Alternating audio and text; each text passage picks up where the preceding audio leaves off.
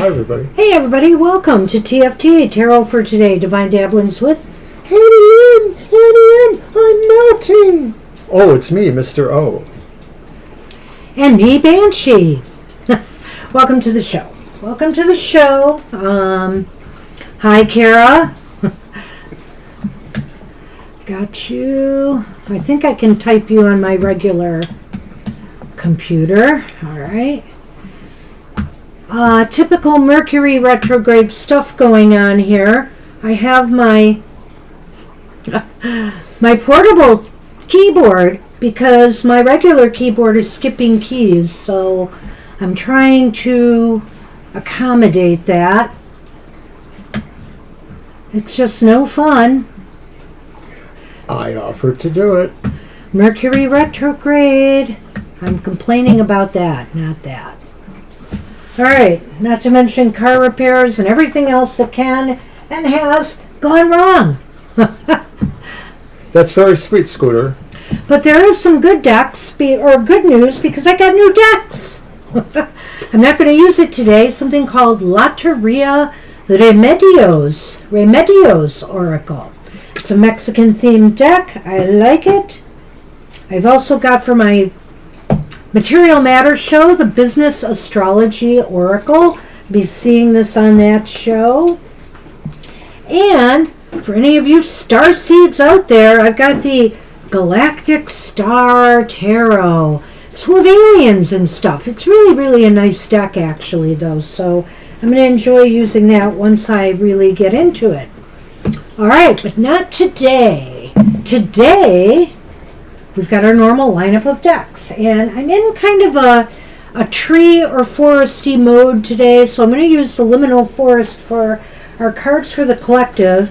But I also have the Oracle of Trees and the Tree Keeper's Oracle here as well.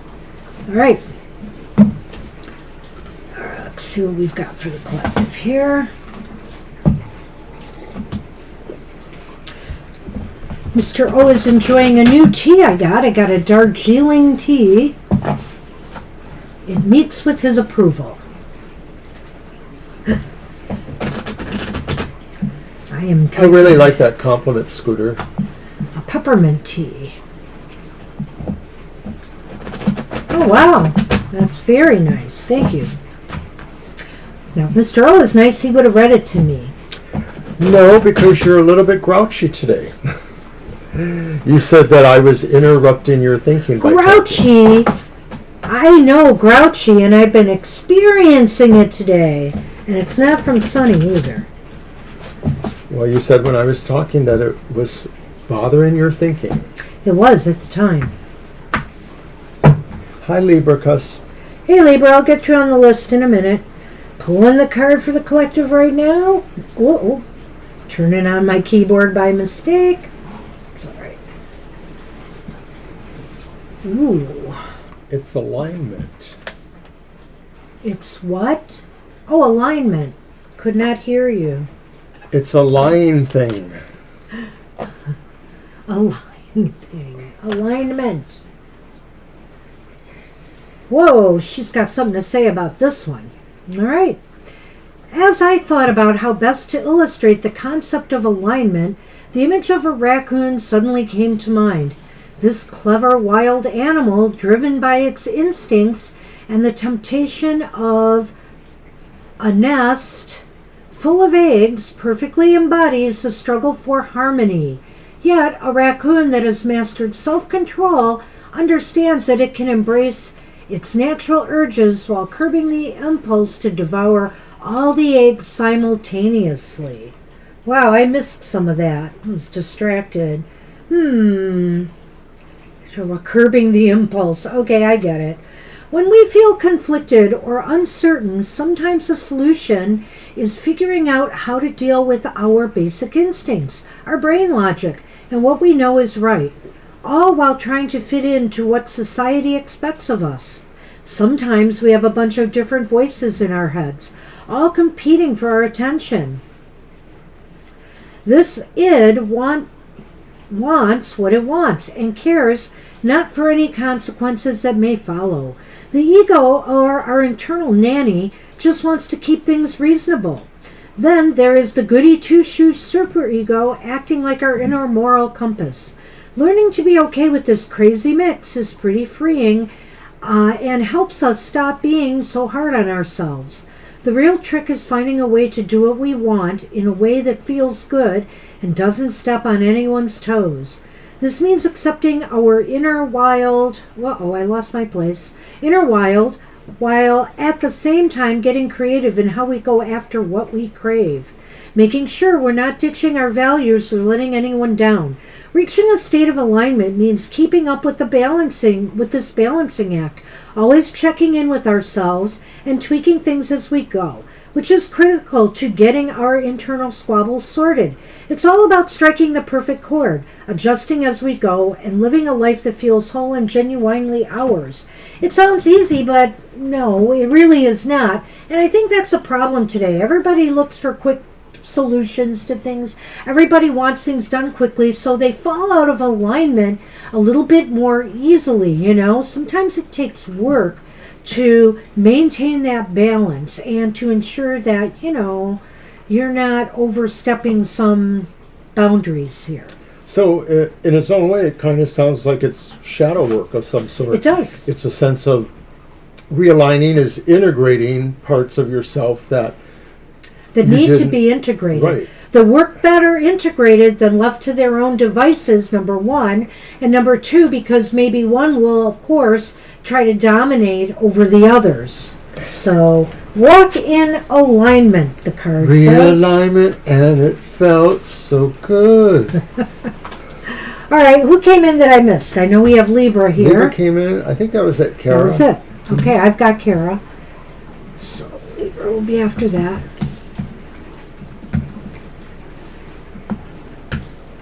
And let's get this show on the road with your deck, Mr. O. Nicole is first. All right. So, Nicole, you asked a pretty heady question there. I'm going to go back and look at it again. And I appreciate you giving us that detail. I'm going to post the list.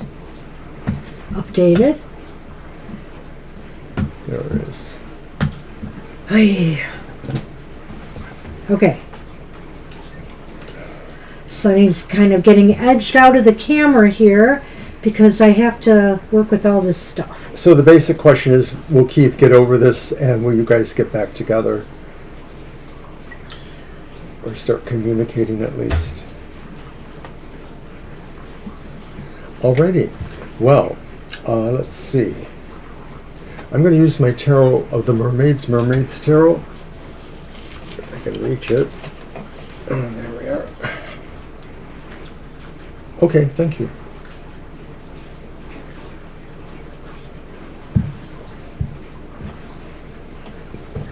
I see. Okay. So forgiving and earning trust. Got it. Oh, you are adorable. So yeah, it looked like something was heading our direction. Rainy-ish, coldish, but we're going to have a lot of rain this weekend. Some, maybe some thunderstorms or showers, but it sounds like everything severe is staying below us. However, if we get 2 inches of rain, that's a lot. I worry about my basement. We could get up to 2 inches of rain here this weekend, mostly Sunday into Monday. Well, with the way it warms up around here, Jamie's Cowboys, we will probably be there in 6 weeks. Oh, I'm not sure. But I'm not sure. They're predicting the rain on Monday is going to turn to snow later in the day, but it shouldn't accumulate. All right, so your first card is the Upright Four of Wands. Looks like a nice party going on there. Your next card is another four. It's the reversed Four of Chalices. So they both, one is upright, one's reversed. Right. Okay, and then your final card is the reversed Eight of Swords. So right off of the top of this is sort of a little bit hopeful, perhaps. I'm not sure exactly how I'm going to start there. I almost feel like I want to start with that Eight of Swords reversed. And the Eight of Swords reversed often talks about how we come to terms with certain truths. We let certain illusions or certain fabrications no longer hold us. And so if in fact there was some sort of idea about what your status quo was, maybe some of the facade around that has fallen away, and you may have to deal directly with those implications of that. But the Four of Cups reverse says a good choice is being made, or somebody feels they have been guided to their best possible outcome.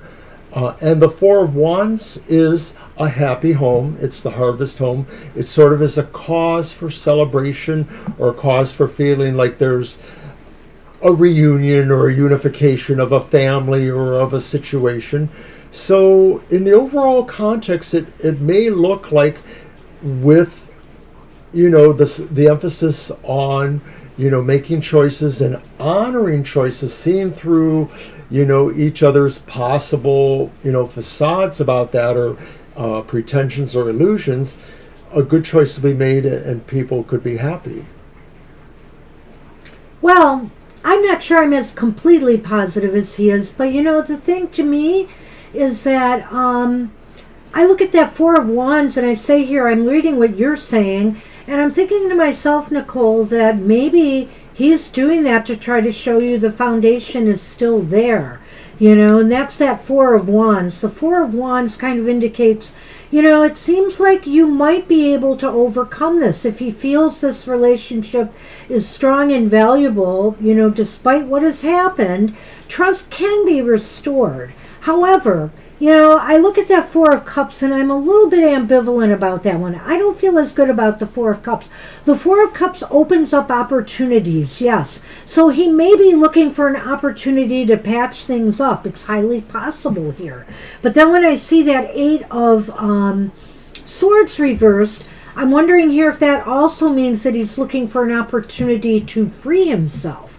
And I was kind of playing with this in my head. What could this be? What could this be?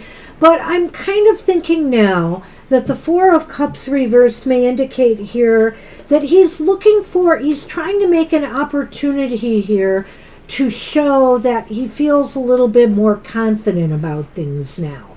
Maybe that things will improve and that he can trust again. Maybe. Well, you've given an indication that maybe he's a little bit calmer right now about things. Yeah, and the thing that gets me more is this. I wish I'd gotten this out sooner, but maybe this. Here, take a look at this. Okay. I first got worried when I saw that, because then I thought, well, maybe he is going to move away. But then I had this. And, whoops, upside down. The Anchor. Which means that, I think he's pretty stable here in staying. I think he's pretty stable in wanting to stay. So I don't know how you feel about all that. Maybe you just need to have a nice heart-to-heart and say, look, are we over this? Can we get over this? Are we going to be, united again or not? And it looks like it's possible. I would say more than likely. I sure hope so. I think he can trust again, because the Anchor almost indicates like he feels like safe and secure, Right. The ship can stay where it's at. So take that for what it's worth, and you can let things go where they're going, or you can just say, hey, are we sure we've put all this behind us? Is there anything else that needs to be addressed? Can we move on? So that you can feel more comfortable, with what's going on. So good luck with that.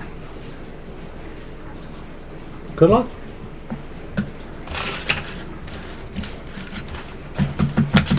And Jamie's Cowboys is up. And Jamie's asked for a general reading. Okay.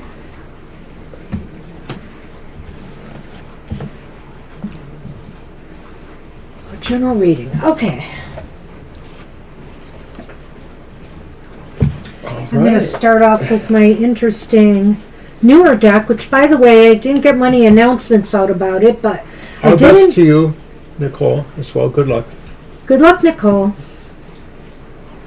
I did an unboxing of this deck on our website and on our YouTube channel. So if you're interested in looking at this deck more that I'm going to use for Jamie's Cowboys readings, feel free to view that video. All right. And that reminds me, I guess I should mention, or we should mention. Yes, now before it's too late. That tomorrow is our Past Lives readings. We're doing a special one-off. We're not usually broadcasting on Friday nights, but we'll be here tomorrow specifically to do Past Lives readings. So no other questions will be taken. From 7 to 9 p.m. Eastern Standard Time, we'll be looking at either if you want to take a look at just a general past life, if you want to look at a past life that, maybe involves somebody you're close to in this life, you want to know if you share what happened in a life you shared together, we can look that up if you feel there's somebody you've shared a past life with. But those are the themes for tomorrow, no questions. Join us. It's a lot of fun, even if you just want to listen. Because we are pretty entertaining. They're entertaining, and we can't fit everybody in. I can guarantee you the amount of people we fit in on a regular show, no. So get there early if you want a past life reading. There's a lot of people. There's a number of people, I won't say a lot, but there's a number of people who've been waiting for us to do this. The last one we did was over 3 years ago, so it's been time. All right. All right, Jamie's, that's cool. General reading for Jamie. 7 to 9 p.m., so the same as tonight. All right, you've got the Page of Swords upright.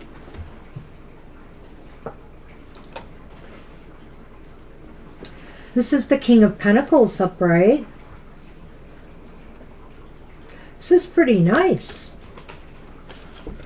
Four of Swords is reversed.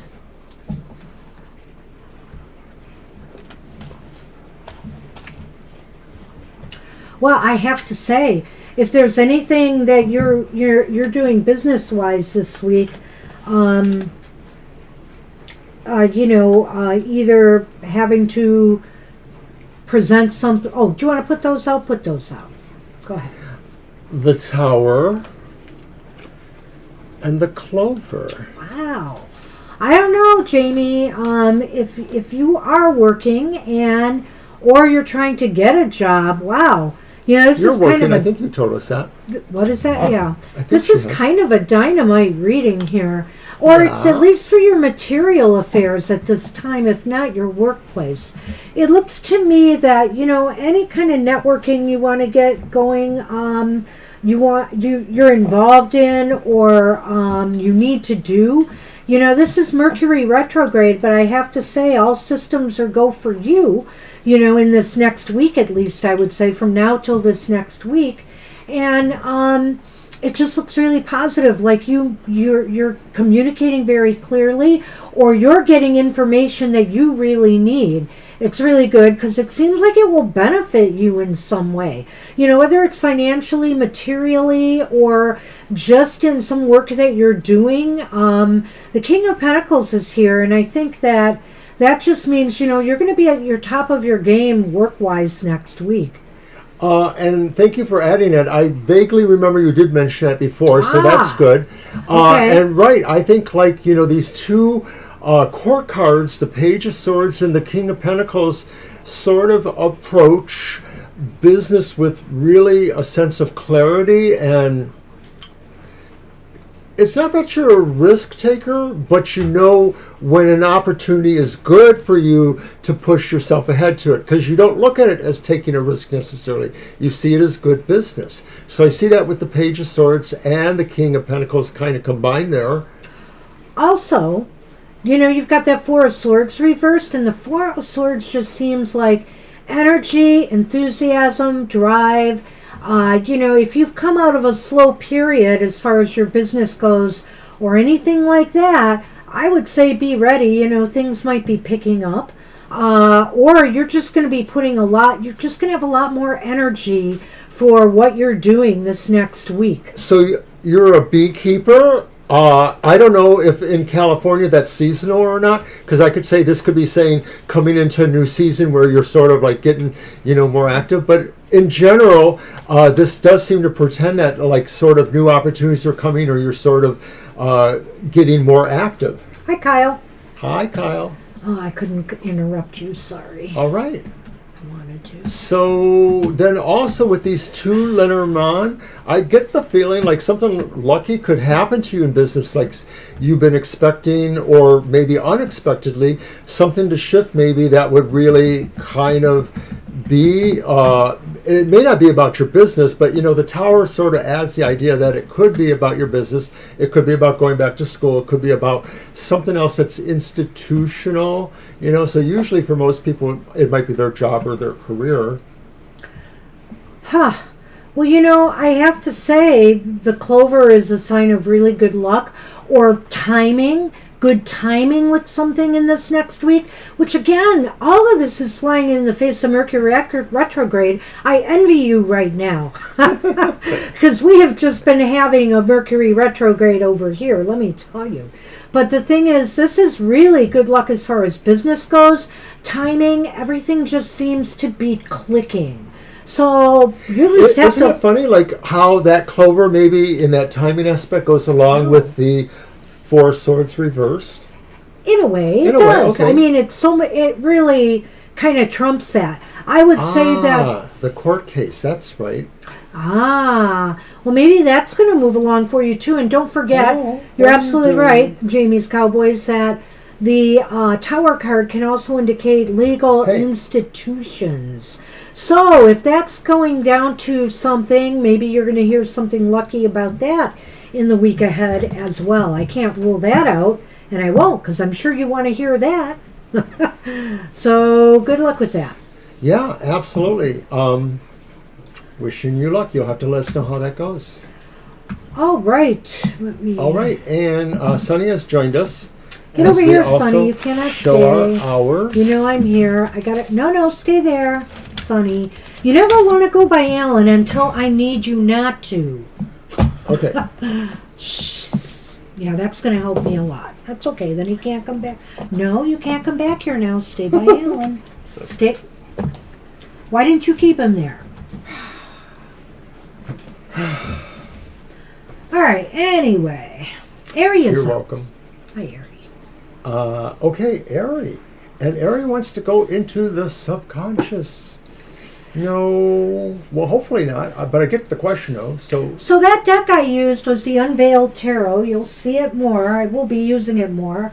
But I might be switching around decks a lot in the next few days. I'm not sure. And you're going to see a lot of different stuff tomorrow for our past life show if you come. All right. If you did, it was sort of in a different way. I don't think it was exactly like that. So we're certainly okay with you asking it again. Is there something going on in my subconscious? Oh, she's going to write it again? What? That's her question. Oh. Is there something going on in my subconscious that makes it easier for me to find it? Oh, Well... No, I get it.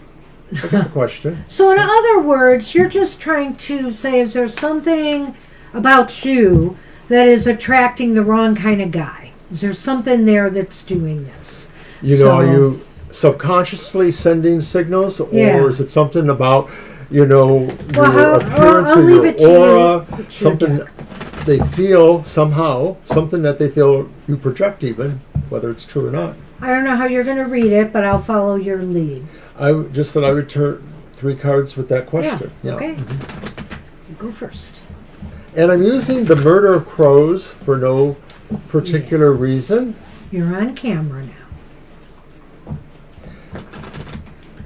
No, I think I understand your question. Like I said, you may have asked something similar in a way. It wasn't exactly like that. So let's give it a try.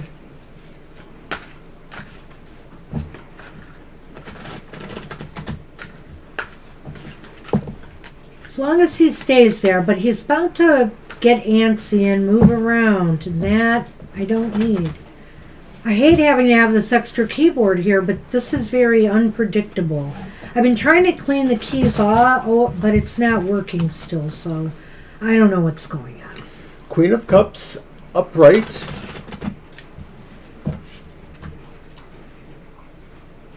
The Moon upright.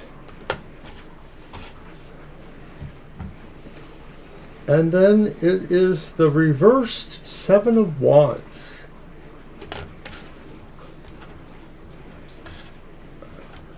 Wow. I did tell him I was going to let him go first. I have some ideas, so. Wait, let me get the Lenormand out. Okay. I have some. Well, strong emotionality definitely comes with both the Queen of Cups and the Moon. But with emotionality comes sensitivity and vulnerability. And we'll talk about that. I mean, there's nothing inherently negative about the Queen of Cups. Right. But I can see how some people could take advantage of or try to with the Queen of Cups personality. But anyway, we'll get to that. All right, so in the Lenormand is the house. And also paths or crossroads. That I'm going to struggle with a little bit. Yeah, maybe. So are you going to go first? I can try. Yep, you can try. In my mind, I was sort of confused because I sort of thought maybe I shouldn't ask the question in the way you did. Why do they feel this way? It would be more like, how can I make them see I want a relationship, or how can I appeal to that? And so if that's what happened as I shuffle the cards, I'm not exactly sure. But it does sort of emphasize the idea with the Moon there of saying, knowledge is power. So entering into any kind of relationship, you have to probably know almost from the beginning what the stakes are. You probably know that, but you're just not getting to that point yet, or you haven't seen that yet. The Queen of Cups just talks about somebody who's able to immerse themselves maybe in their emotions, or maybe they're really tuned into their emotional nature. So maybe this is a clue. Maybe the Moon's penchant for secrecy is saying maybe sometimes you need to be a little bit more secretive about where you're going with, beginning any kind of relationship. Like not exactly saying the truth. I know that sounds silly, right? Not being truthful, but maybe holding back something at least. The Moon to me could be innocent enough to be just talking about things that are not lies or secrets, but just things you haven't mentioned yet either. Can I stop now? Yeah, you've been going on with these readings. I'm just letting you do it. It's fine. It really is. That's true too. Because I'm a little bit flummoxed by this one. I personally don't feel this is your subconscious. However, of course, we have the Moon card here. And what is the Moon card about? The subconscious, right? But I don't know. When I saw that Seven. I'm sorry. Seven of Wands. I know, because I was going to interpret it that way. The Seven of Wands reversed. I got this distinct feeling that actually it's not so much you. People look at you and maybe think you might be an emotional pushover here. And so they are attracted to that because they think they can take advantage of you. That's what I really felt when I saw that. Oh my card. God, that's like bam, I think. Well, I don't know why. You're so good, It's okay. You did fine. I liked what you said. But you were a little long, perhaps.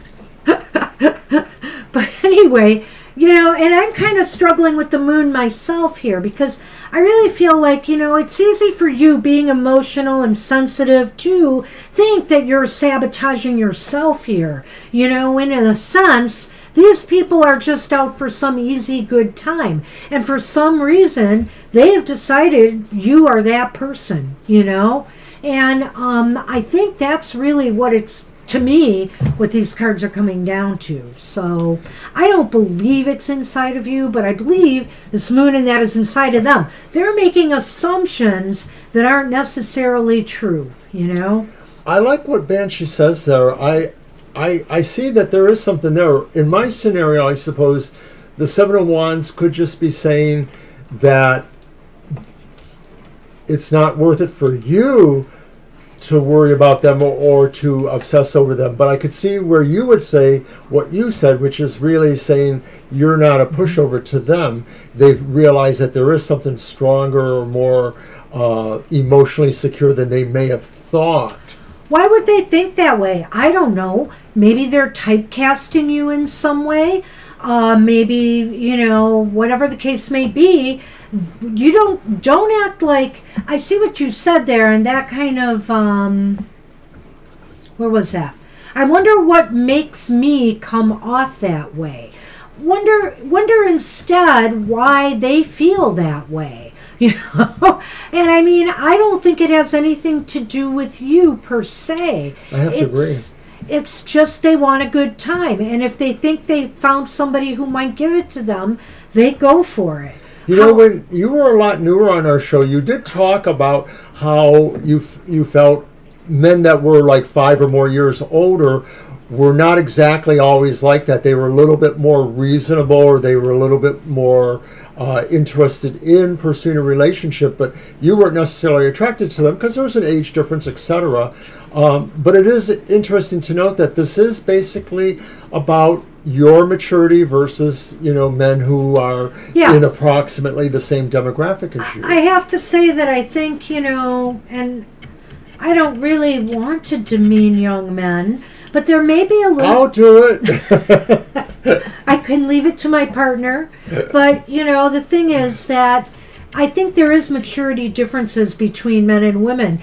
And that's a very general statement, because I am sure there are women that lack the maturity that you, Ari, have. So, but I do think, it's just part of the, it's just part of the dating process out there. When you go out and you meet people, you're going to encounter a lot of people like this, maybe more so than the people that you're really looking for. And I think it is a little bit of a maturity level thing. It could be other things as well. When you look at the Lenormand, though, you've got the crossroads in the house. And I don't know, I haven't had much time to dwell on this, but I sort of think that you do have to keep in mind, of course, your safety, your security, your comfort zone, and stand up for it. You don't have to accept anything that does not fit what you're looking for. But I have to tell you, too, that sometimes that means you're going to have to wait longer to find it. You're just going to have to keep at it. Right, that's what I think, too. And, a lot of times when I look at some of the cards, the symbolic value hits me more than the meaning or the intuitive feeling even. And so the moon symbolically is a passage of time. We say many moons ago, cycles of the moon, a fortnight, whatever. This could just be saying that there is time involved in some of this, realizing, where you are on that path towards finding somebody who may be long term. And you're 19, you're 20, it's almost hard for me to think of somebody willing to think that everything is that set there, that life is really a long time, and that maybe you don't want to get married right away or have that lifetime partner right away. But I'm just saying that's just me.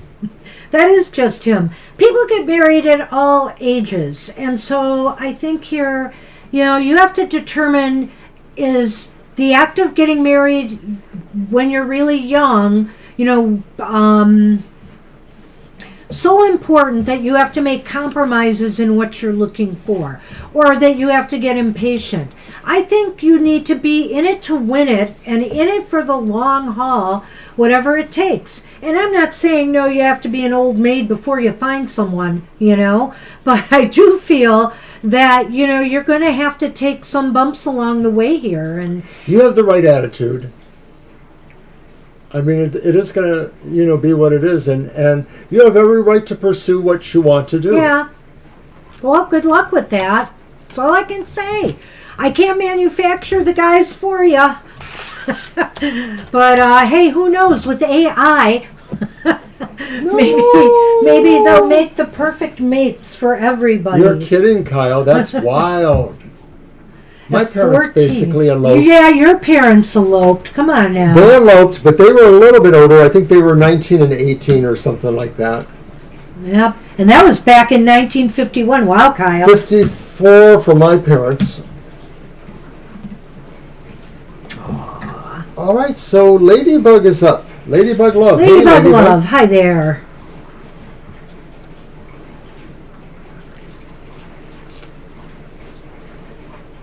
And if you are here, go ahead. There you are, typing. Go right ahead.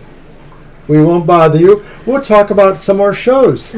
So tomorrow, and hopefully I will be filming it later tonight. Well, do you realize, besides our video shows like Mr. O's and mine on Sunday, we're doing 4 nights in a row now of shows, or 4 days. Right. Because happy hour Saturday. Saturday. Yep, tomorrow, Sunday. Sunday, and today. Oh. We are crazy. Okay. All right. Questions? Oh, messages from Juan. Right. This is the person that had that sad ending. We're sorry about that, too. Okay. Thank you. We can do that. Oh, is Juan the one that passed on? Right. Right. Remember we did this last week sometime, I think. Let's see. So you have a deck for that? Well, I guess I do. I'm going to use... Hold on. It's good to have a timeline. Sometimes you have to reverse engineer from that timeline. You know, like, so if you want it to be in 4 years, then what has to happen, next close to 4 years, and then keep working backwards. But all bets are off when it's love, I suppose. Good luck.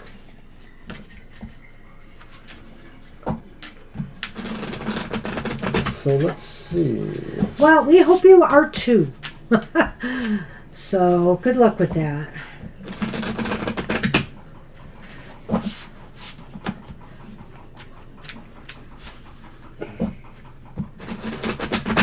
I keep thinking of that Rolling Stones song, though.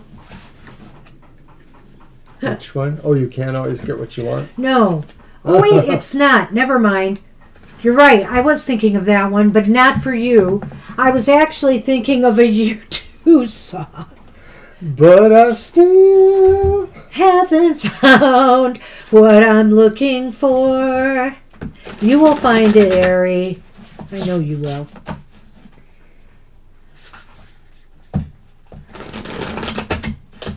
I don't know why I said. Are we doing your reading for Ladybug's question? No. The message? No. I think we're going to do, well, let's throw the 3 cards and see. Okay. I may do it that way. I want to keep this one a little open. God, Sonny left something behind here. I don't know what. Maybe some residual cat litter.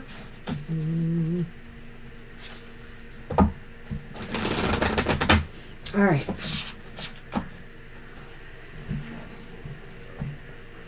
I can almost hear it in my head when you say that, Kyle. All right.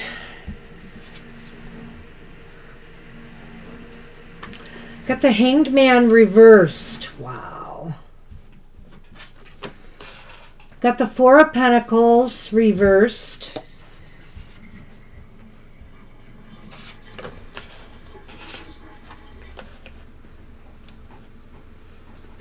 And the Moon upright. Real interesting. Well, those have those kind of, feels. What do you got with the Lenormand? I have the cross and the stork. And the stork? Stork. Stork. Holy moly. I know. That's kind of interesting. Well, I think the message from Juan is that, I know.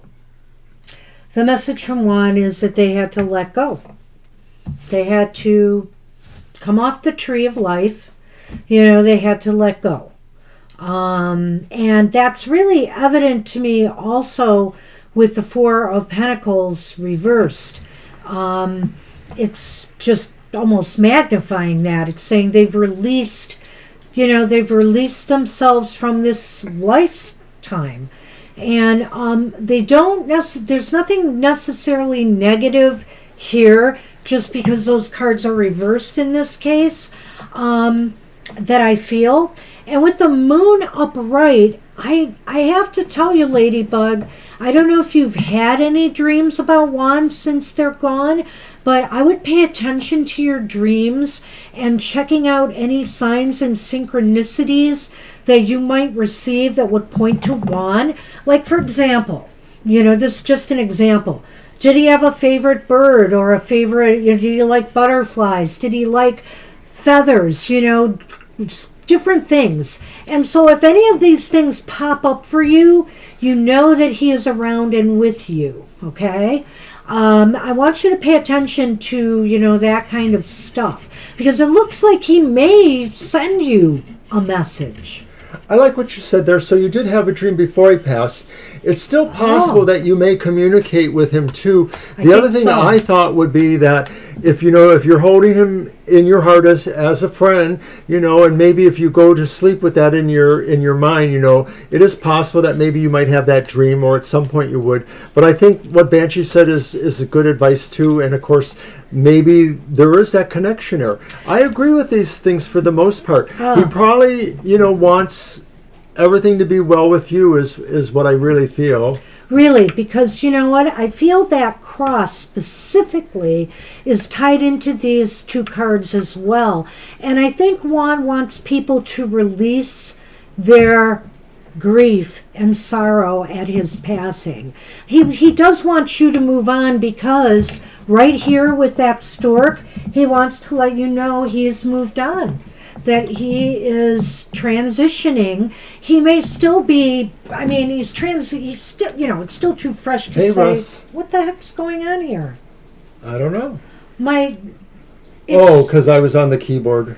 I'm sorry. I won't do it again. I won't, honest. My computer was going haywire here. I thought it was haunted. I thought it was Juan. I'm sorry. It's Juan. We're doing a reading for somebody on the other side. I'm sorry, Ladybug.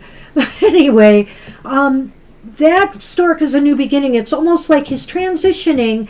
He is ready to move forward. He's not ready to necessarily begin a new life. I would think that would be pretty quick. I don't usually put timelines on these things at all. I do think some people could come back right away. That's just my feeling. But I don't think I'm getting that here. He just wants you to know he's starting his new adventure on the other side. And he would, he doesn't want people to grieve for him for too long. Because that cross card is about long-term grief. Well, from certain esoterics, theosophists or different thought, there are transitions and levels of the process of death, of reviewing of their life, reviewing of the karma, all of that stuff. And some souls or spirits may go through that quicker, some may not, because they have reasons to really absorb that. But this is saying that he has begun that journey, whatever that is. And, like I said, Theosophists, Zolar, metaphysics in general, everyone has a little bit of a different idea, but that there are stages of that actual process of being dead before rebirth happens. Maybe some people are reborn soon. Maybe some really have a lot to think about before they're reborn again. Well, and also, though I don't see anything specifically about what point in the transition he is, that stork makes me think, though, that, what's happened is, I think as death has happened, sometimes it can be jarring, sometimes people don't accept it. I really feel here he's accept the process of crossing over.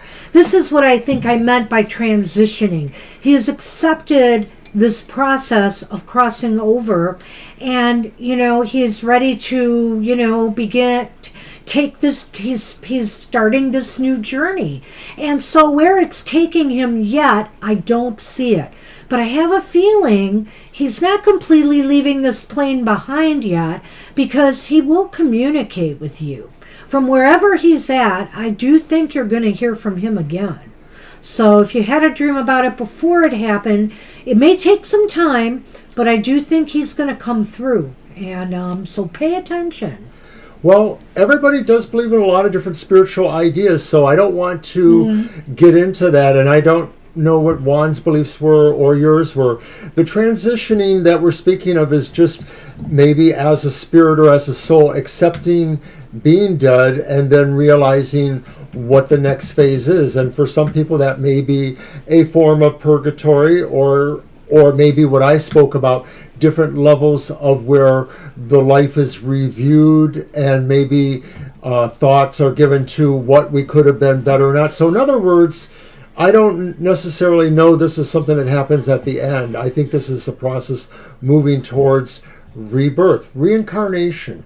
But not everybody believes that, so it's just tends to be what I believe in. He could be working towards a new birth. So really, because you asked what his message was, and so I believe the message is twofold here. Don't hold on to grief for too long. He wants people also to, move on with their lives as well. That store can also be there for part of that message, I feel, as well. And I also feel here that he has released his hold on his physical body. He just let it go. It was kind of, no matter what, sometimes people go through difficulties, pain, etc., but it's how you accept, that final breath you're taking. And I really feel here he accepted that.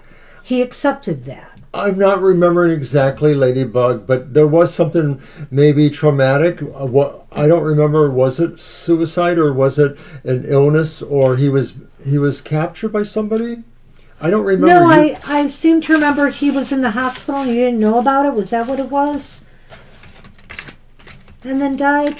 Something about that. Well...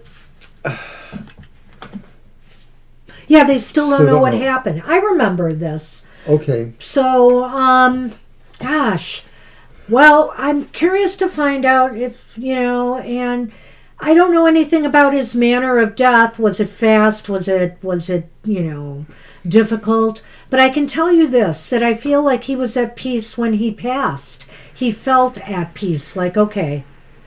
Maybe there were, how some people feel, and I may be one of those, that, sometimes your relatives or people who passed before you that were important in your life, they come to greet you and help you transition.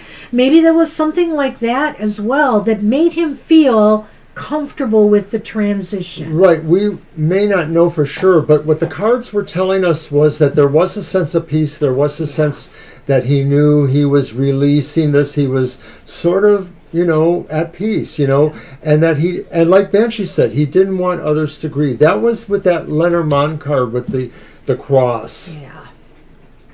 Well, good luck with that. And you know what? Maybe next time, if you want to come back, and not on Friday because we're taking no questions, but on Sunday's show or whatever, you might want to ask more about the transition itself.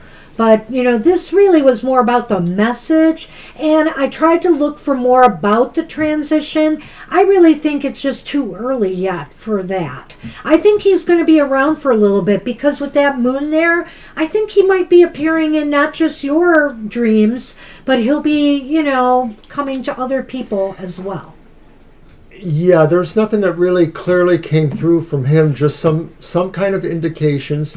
So if we do end up knowing more, or if we do more cards, we may know more. Good luck. Okay, Scooter is up. All right, Scooter, and thank you for your question again. I was curious to know why Sean's sweet son is not at my father's house. No, that's fine, Scooter. We're on laptops, so we just scroll back and forth, and usually it's still maybe in the chat.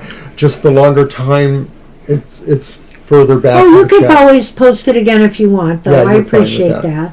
You're welcome, Ladybug. I was curious to know why Sean Swigton is not my father's.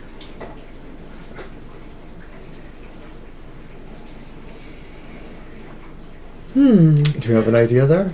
I don't know, but it's my deck?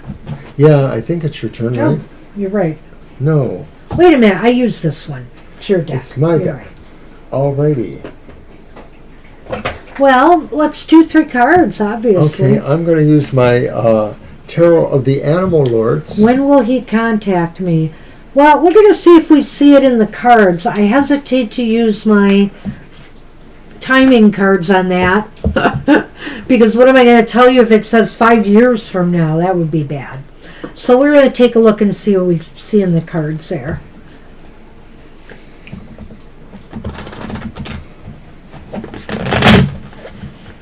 Sunny is behaving very nicely. Oh, my screen froze. I'm going to reload my page.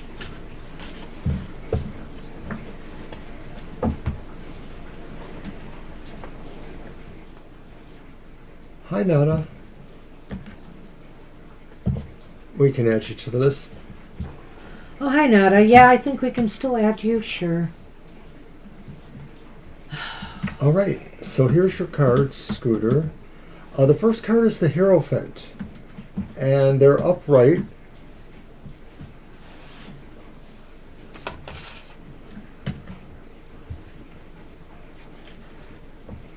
The second card is the Sun, and the Sun is reversed.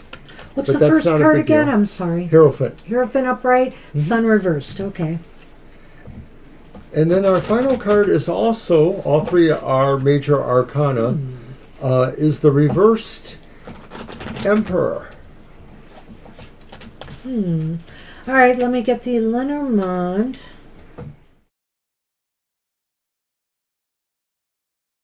Okay. I turned off the sound for a moment. Sorry about that small disruption.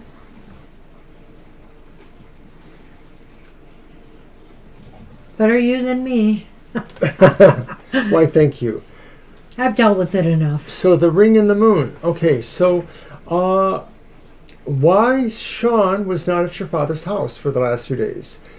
And what are his feelings, and when will he contact you? Clarity. All right. So, no, that's fine. The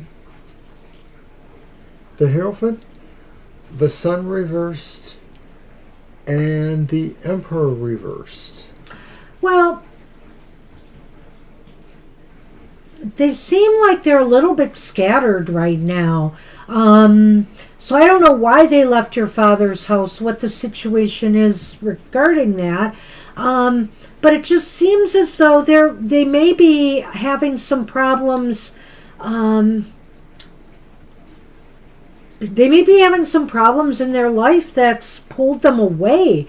I don't know if this has to do with problems with, you or your father, but something may have pulled them away, and they're not able to, I don't know, they're trying to regain control over something.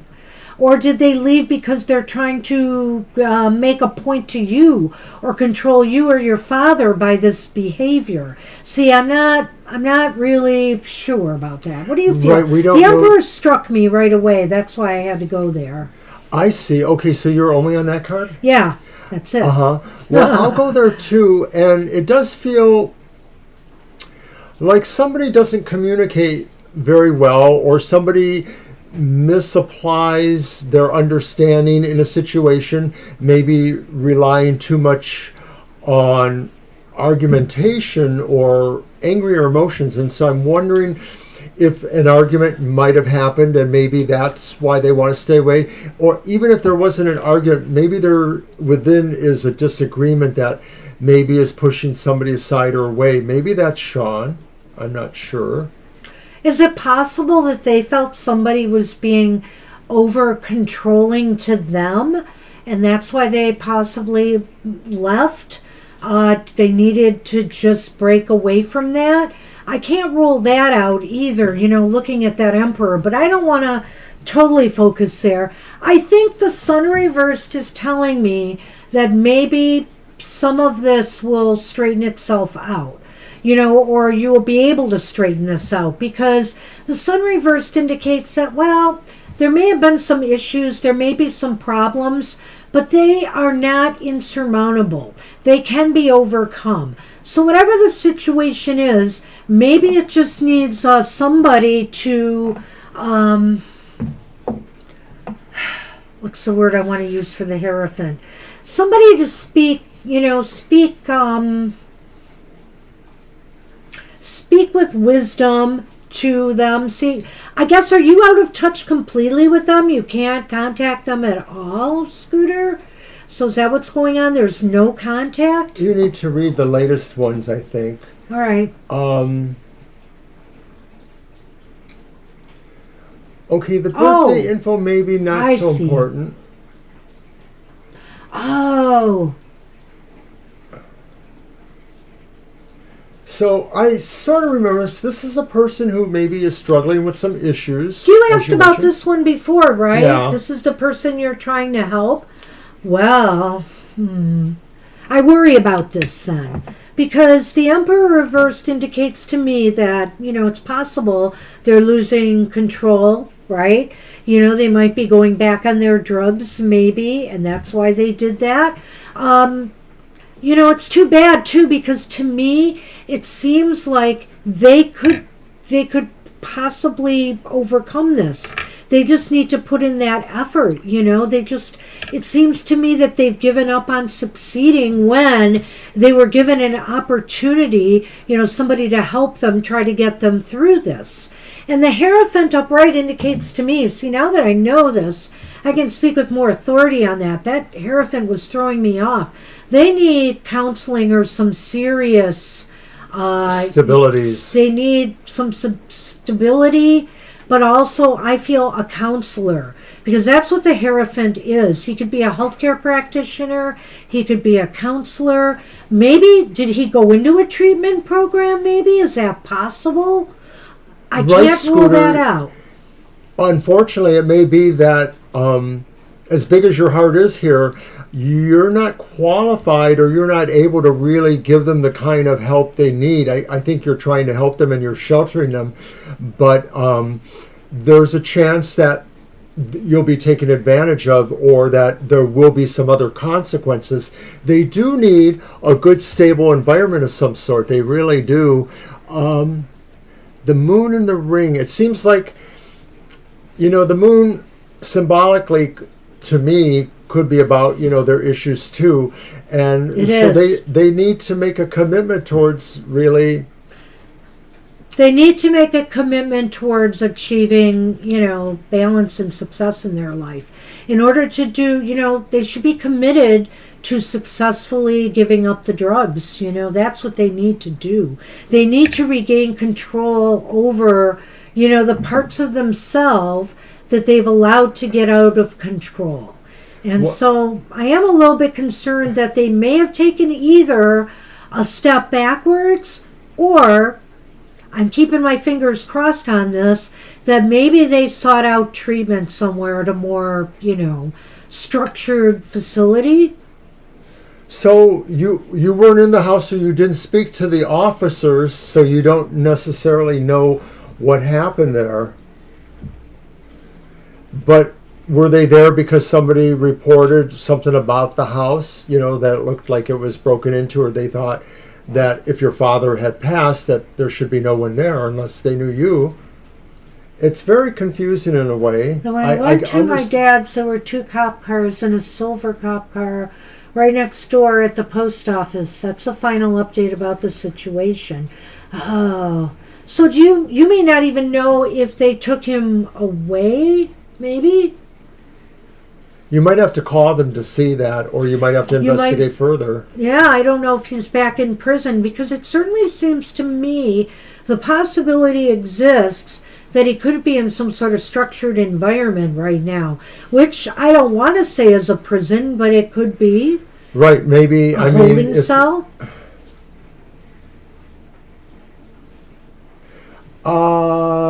Is it on the actual website? Let's take a look. No, it's here. It's up top. It's at the top when you came in. Well, I did see all of those. I think they're the same things you've been printing too, though, in a way.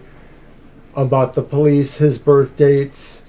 So the cops came after, basically. He was whether or not he'll contact you. I don't know. I don't know if he's going to contact you or not. Want to do, let me take a look here a minute. He may not be in a position to right now, and that could mean a couple of different things, like he's too high, or he's, in a treatment facility and he can't right now, or, jail maybe. He doesn't want to admit it, because maybe there were cop cars parked by your father's house after he was already gone, but he could have been picked up later somewhere else, is just what I'm thinking. So I'm feeling more that it's either he's doing the drugs or he could be somewhere. He could be being held somewhere. I believe we have all your updates other than these ones you mentioned here right now. So this is all very recent. I mean, it's not even a month ago. So let me do this. Let's just do a quick yes/no, the quick one, and just see if he's going to contact you soon. I'm just going to do it that way because the cards aren't very clear on that. Yeah, and I mean, it seems like your father had people living there, and now that he's gone, different other relatives are trying to get them out of there. Use your deck. Go ahead and shuffle. All right. I was going to say... I was going to say something I forgot, Scooter. Yeah, a yes or no is a clarifier. Does he have a key to your father's house? Can he come and go, as he can? Right, you might have to change locks or things like that. Well, or, he might pop back in there.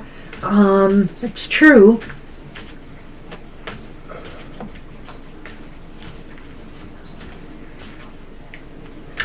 It's a lot of information. Okay, so this is your method? Did you want to shuffle too? Yeah. I caught him, but go ahead and shuffle him.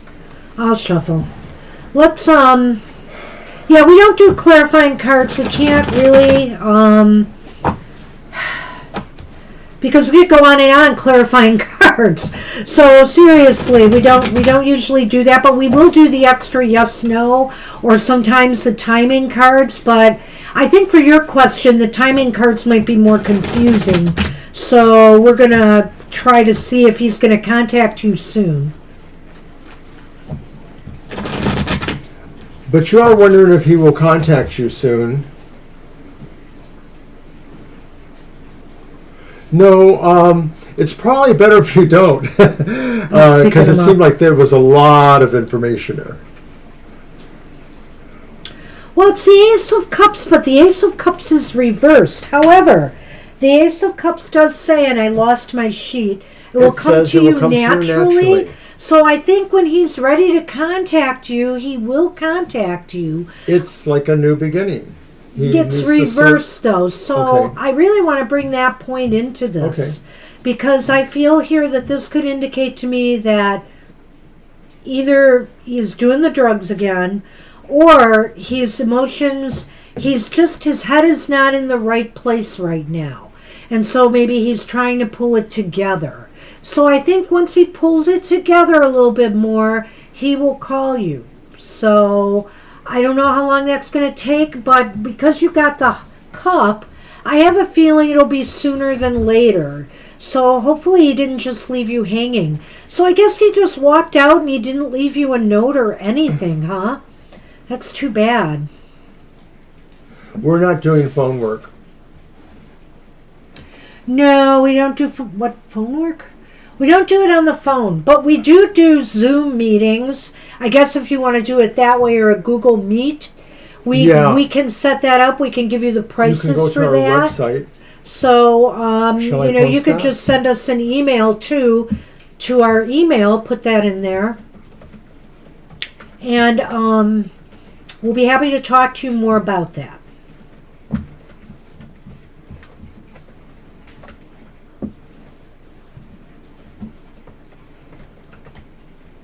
Oh, you're very welcome.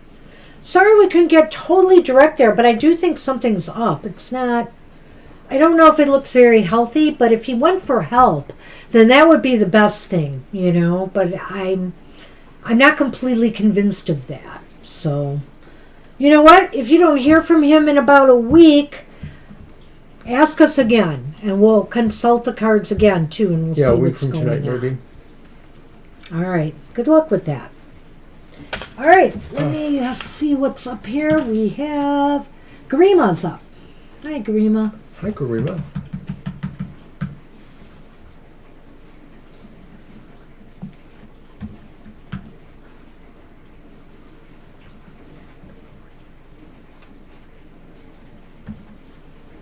All right.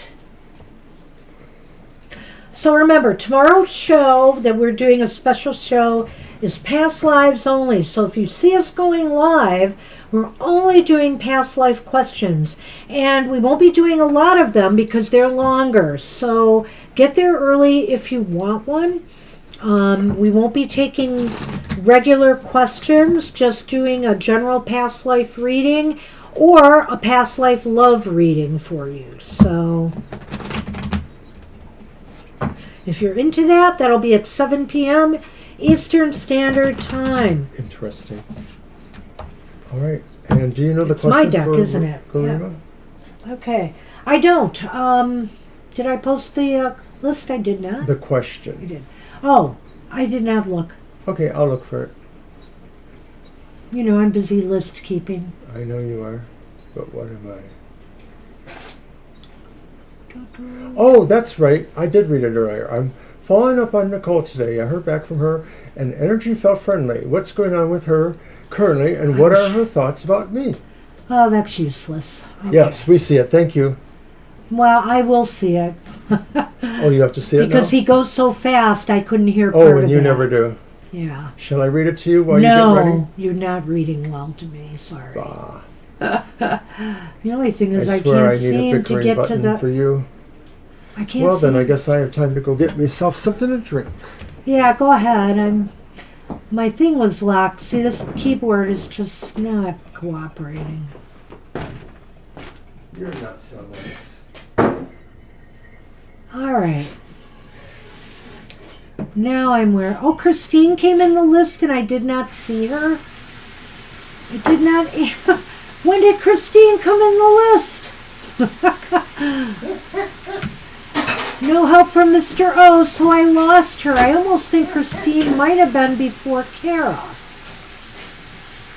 Mr. O is mocking and laughing at me from the other room. I want you guys to know that. You mocked yourself. So mean.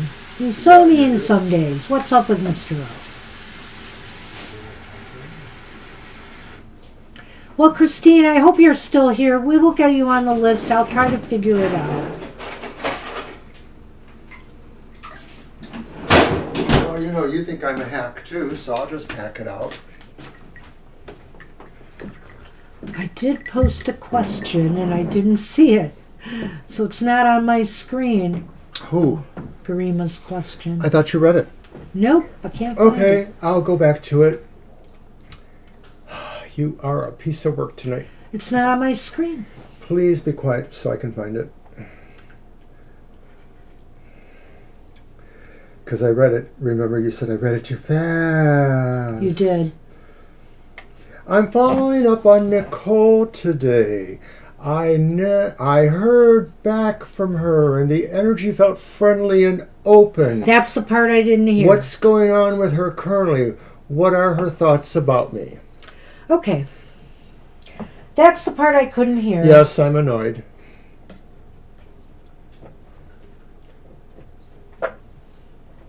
That's fine too. Great. Okay. Well, excuse me, Can Christine. you try, since you're It's so... been an annoying evening Since you're so good and helpful, can you try to figure out where Christine was supposed to go and why maybe you didn't tell me that? Did I, just see here. Russ? She just came in. Did I just see Russ's name somewhere too? Okay, never mind. Okay, Good Christine grief. just came This in. is the Mercury retrograde of all Mercury retrogrades. Christine, no, we're not. We're not, Kels. All right, if you just came in, I'll put on the list. Yeah, Russ came in a while ago. Hi, And- Russ. I didn't even see you.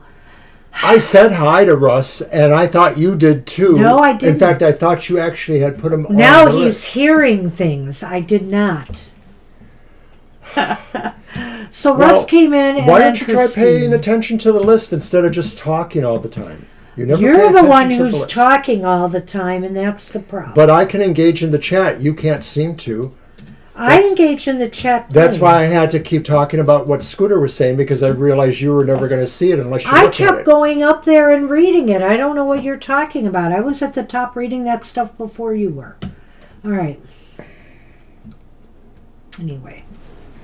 We're calm now. We're calm. What it is. Living life with a Scorpio. Aries version. Anyway. Okay. So I think I got the list updated right. It will be posted shortly. Do ya? Yeah, except I didn't Do I have to read Garima's question over again? Because you might No, have forgot I've it. got it. It's about Nicole, and I get it. I thought we were over Nicole, though. I thought we were past Nicole already. What's going on here? No. No, I thought there was somebody else he asked about last time. No. She asked about last time. Oh, Kadisha. That's you're right. So, hey. Kadisha.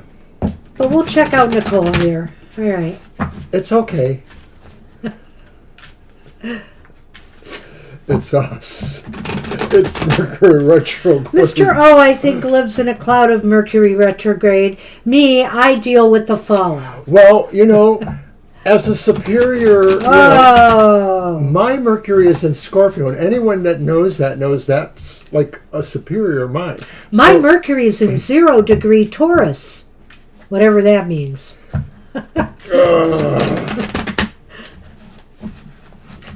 All right.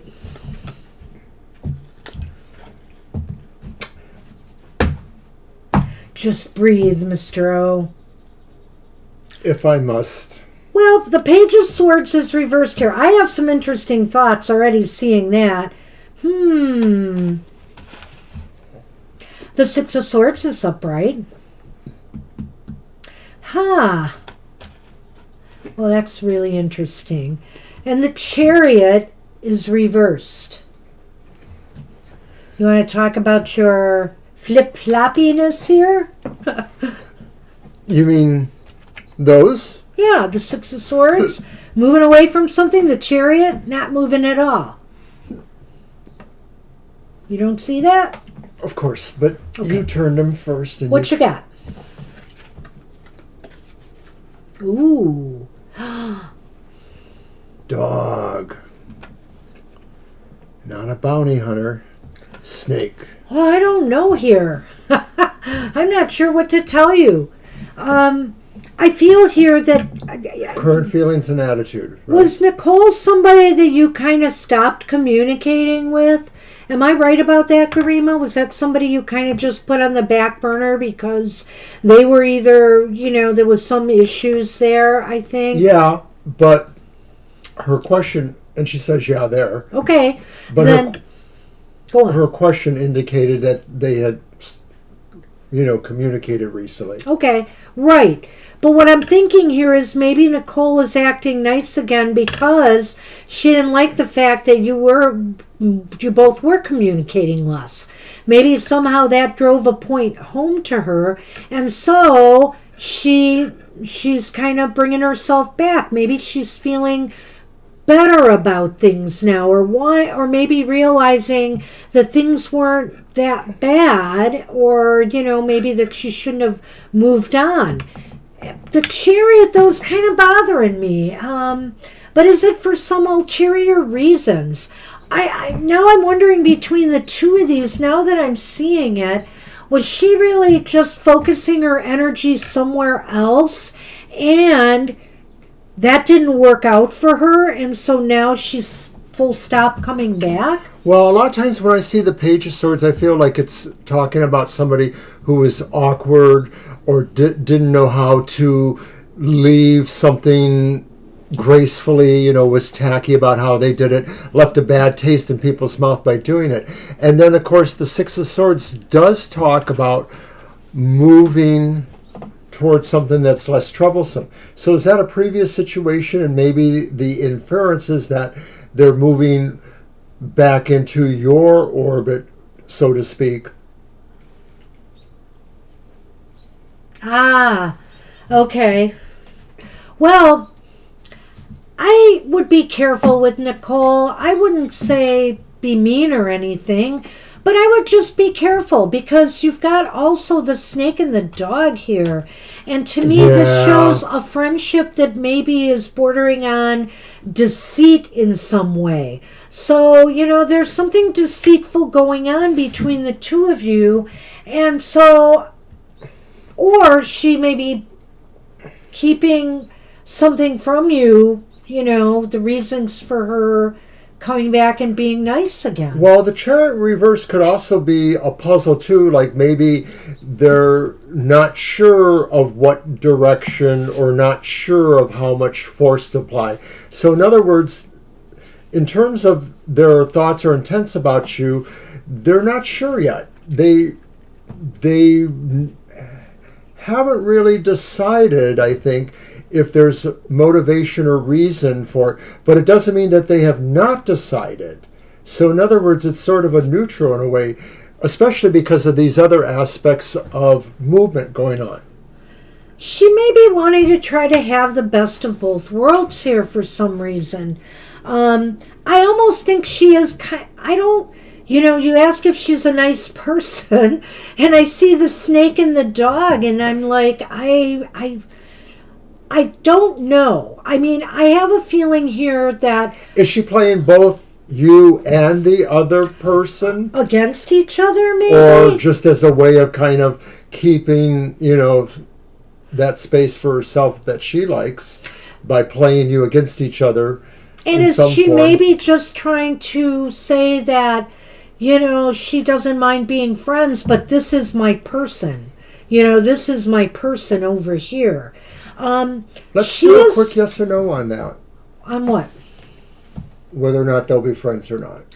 All right, let's see if they'll be friends. Now, friends is different from, romance. So let's see what's going on. It'll have to be your deck, or I need Could my be. cards. We can do my deck. Okay. The Uncommon Tarot. Yes, that one. My neck hurts. My back and shoulder and neck hurts. Distress. That's the one I was talking about, that one. Okay. That deck was the one I was talking about the one day when I couldn't remember the name of it. That one deck I gave you, and we were having some conversation. Anyway, I'm sure you're not interested, and you forgot. So the question is, will you have a romantic possibility with that person?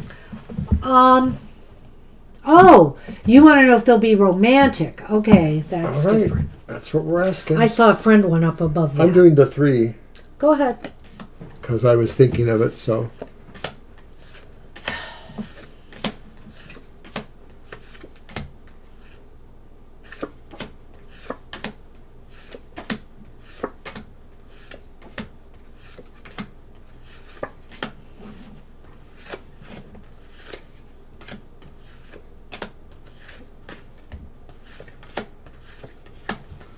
Okay.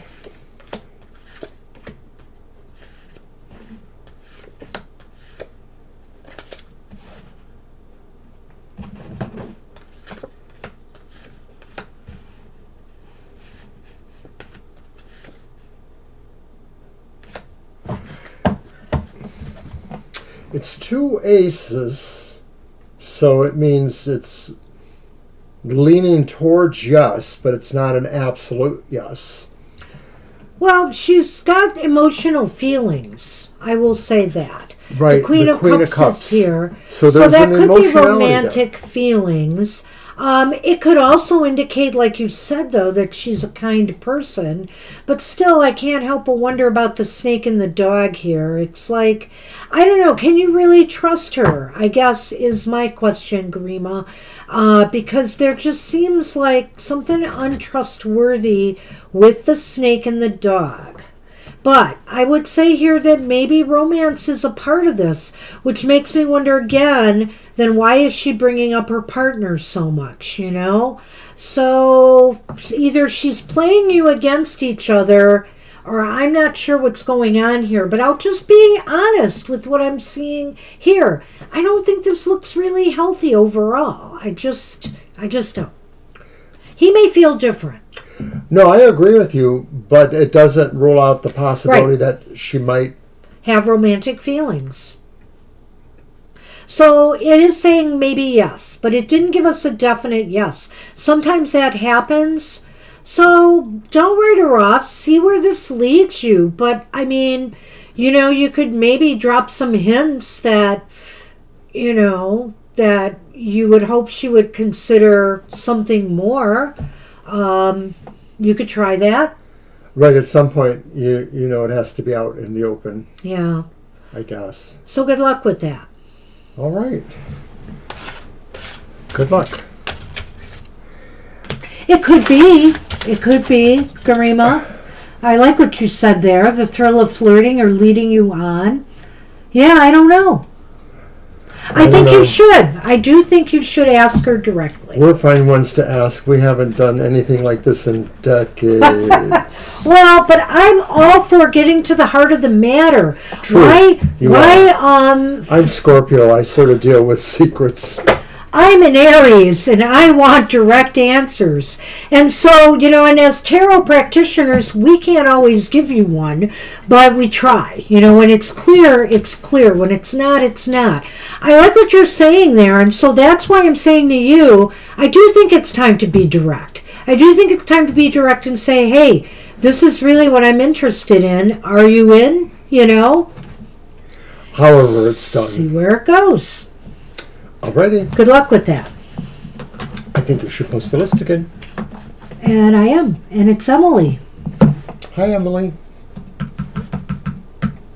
About to get it out there.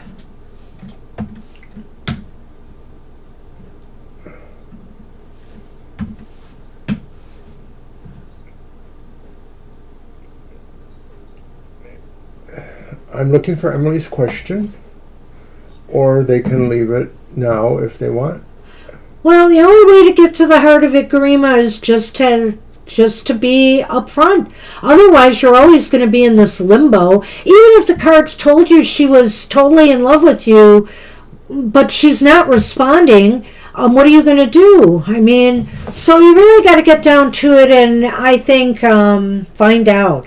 Yeah, it could cause problems. You're absolutely right. But it's up to you to decide what's right for you at this time. There's Emily. Thank you. To keep going this route or to get an answer or try to.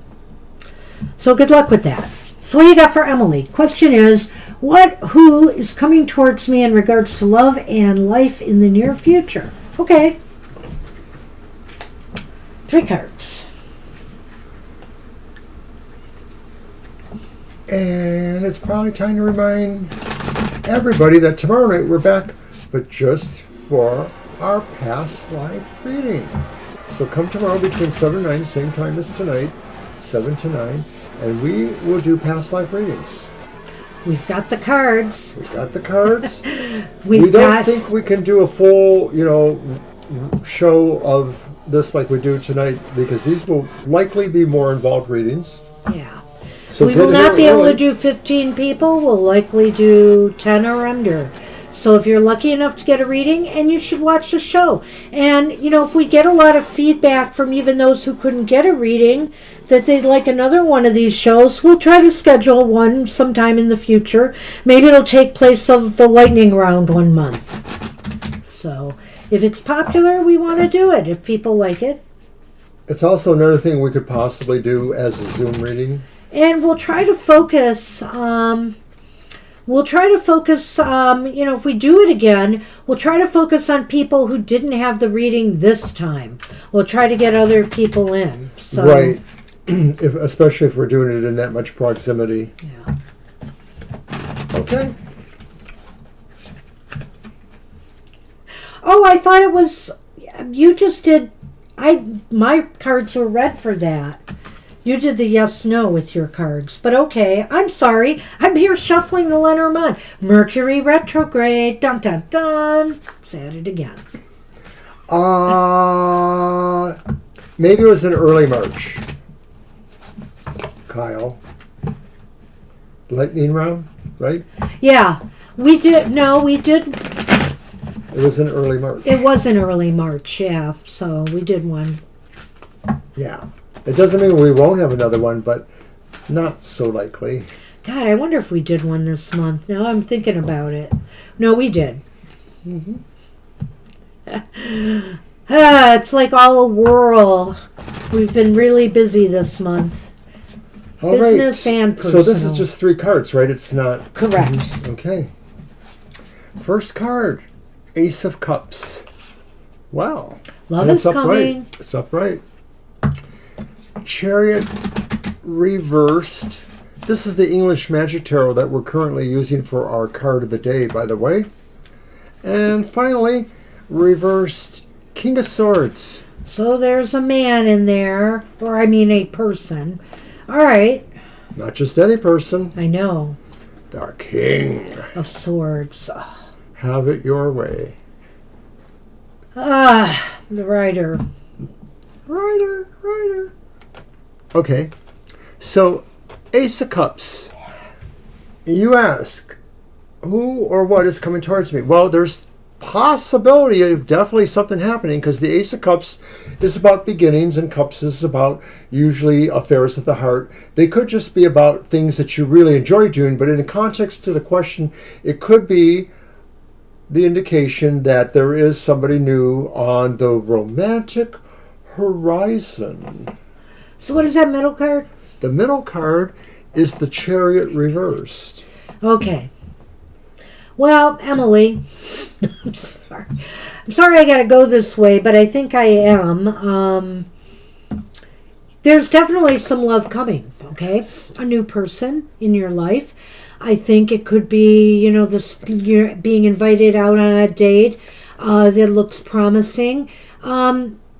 But the King of Swords is reversed here. And I don't feel really good about this person.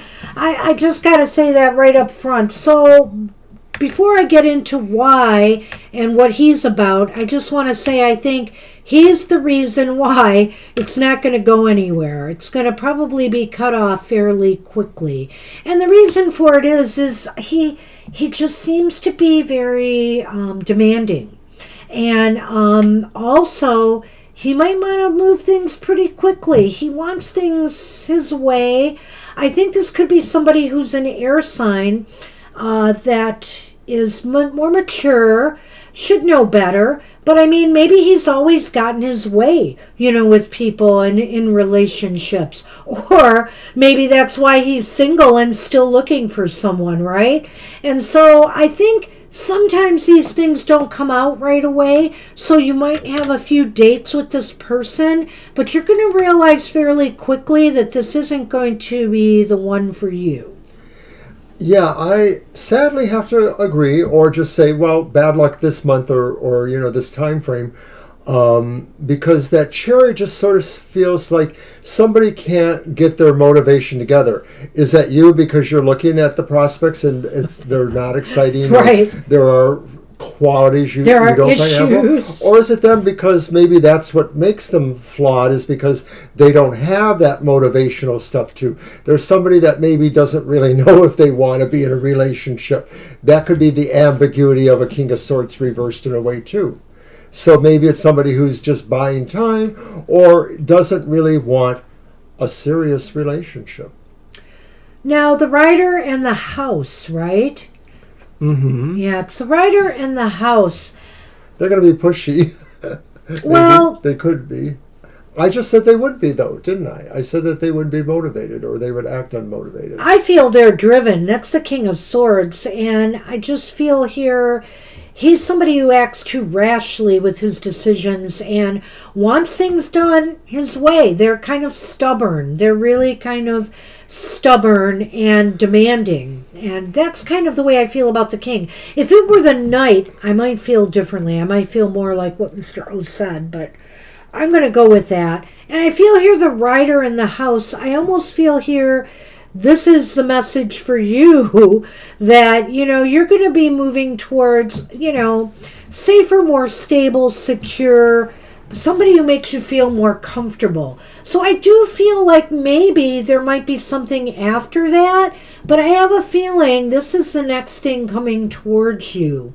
And I am assuming you're single now and not seeing somebody that this could represent. So I wish you luck with that. I think that there may be more than one thing coming. Sometimes when I see the Ace of Cups, I almost feel that way. It's usually the beginning of something, but it's also the beginning of, more love in your life. And to me, that means that there will be more than just this one person coming. But it focused on this right now. Yeah, I think there's something to what she's saying, that maybe this lout or whatever, is the first in a line of, you can wait. And I say that because the Rider and the House are both from the Heart's suit, the 9 and the King. So I like that because that gives me an underscore there, saying that this is really about some sense of emotional contentment or emotional mastery of a sense. It does feel like maybe, this could be the one that doesn't work out, but doesn't mean that there won't be more within an appreciable time frame. Well, I just get it from the Ace of Cups because, when you think about the Ace of Cups, it's an overflowing cup, right? And so I just feel like things are going to start opening up for you in the love department. There's going to be a miss, but I have a feeling maybe there's something better for you after this. Well, in that context, this could just be saying that it's daunting keeping up with all of that, too. The Chariot reverse might be saying that, you'll have a go of trying to keep your scorecard straight or work through, some of that stuff. Just does seem like it has been a long month, Kyle. I agree with you. I think it's because of the Mercury retrograde, which has taken its toll on us here. Aw, Kelsey likes our kitty. So he likes you too. All right, that's what we have for you. Good luck with that. Good luck, Emily. It is wild. I'm sorry. I don't know, feast or famine or something like that, maybe? Hey, you're welcome. Okay, so Kelsey wants to know who's coming. Oh, you want to tempt fate with us with love again, Kelsey? You see what we just did? We'll see. That was your deck, yes. So now it's your deck. It is my deck. Well, yeah, if you have anything that can kind of, give us feedback on that, Emily, that would be interesting. I know. Just keep us posted. Just say, yeah, I think I met this guy. I dumped him right away. Or I just said no to that first date. Sometimes you How bad could it be, Kelsey? Sometimes you get signals, But other times you don't find out until after a date or two that this person's really pushy, demanding. Dream taker. I like that, Kyle. Blah, blah. I was thinking of a different song myself.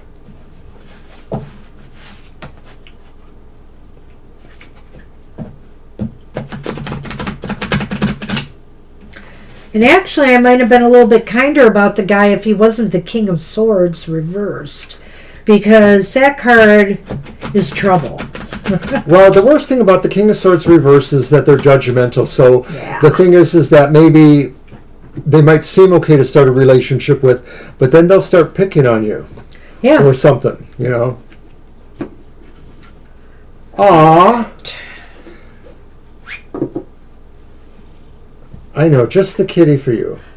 Kitty. Well, I'm not using a cat deck. I almost picked up the one cat deck I have in there, but I did not.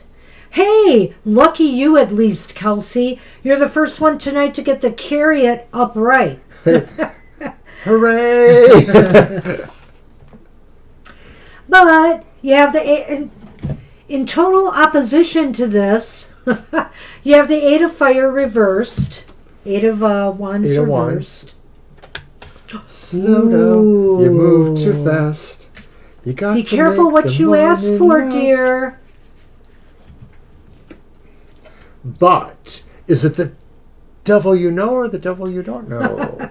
It's the devil. And they're upright. And we'll take a look. Hey, I'm going to wait for tall, that dark, first. and maybe handsome? I don't know. Tall, dark, and wanting, some passion. Fire, I think you should burn. Oh, darn it. It's the snake. Doggone it. But he's in position 1, which means different, perhaps, because you got the star in position 2. So I'll let the Lenormand Queen help me out with that one. All right. Chariot, one. 8 of Wands reversed, and the Devil. 2 major arcana. Well, it's kind of interesting to me. I feel here I'm not getting a total bead on the kind of person that's coming towards you, except for the fact that they are full of passion and lust in their heart. So, they're going to have the hots for you, or they're just going to want to have some sex. I'm just going to throw it out there. I feel here they could also, the one caveat here, and you got to watch for that, is that with the Devil upright, they can also be a little bit possessive in the sense of being a little bit obsessive. So, you might have a person who gets really infatuated or really feels passionately drawn to you, but it can be suffocating at times, So I would watch this character, and especially since the snake showed up at all. But because the snake and the devil in a reading, I gotta kind of wonder about that. But the 8 of Fire here and the Chariot, that's the interesting thing. Do you got an idea? Because I have one. I want to wait. Okay. Because I was going to say either one thing or the other is happening here. This is moving really fast, and then it just suddenly comes to a stop.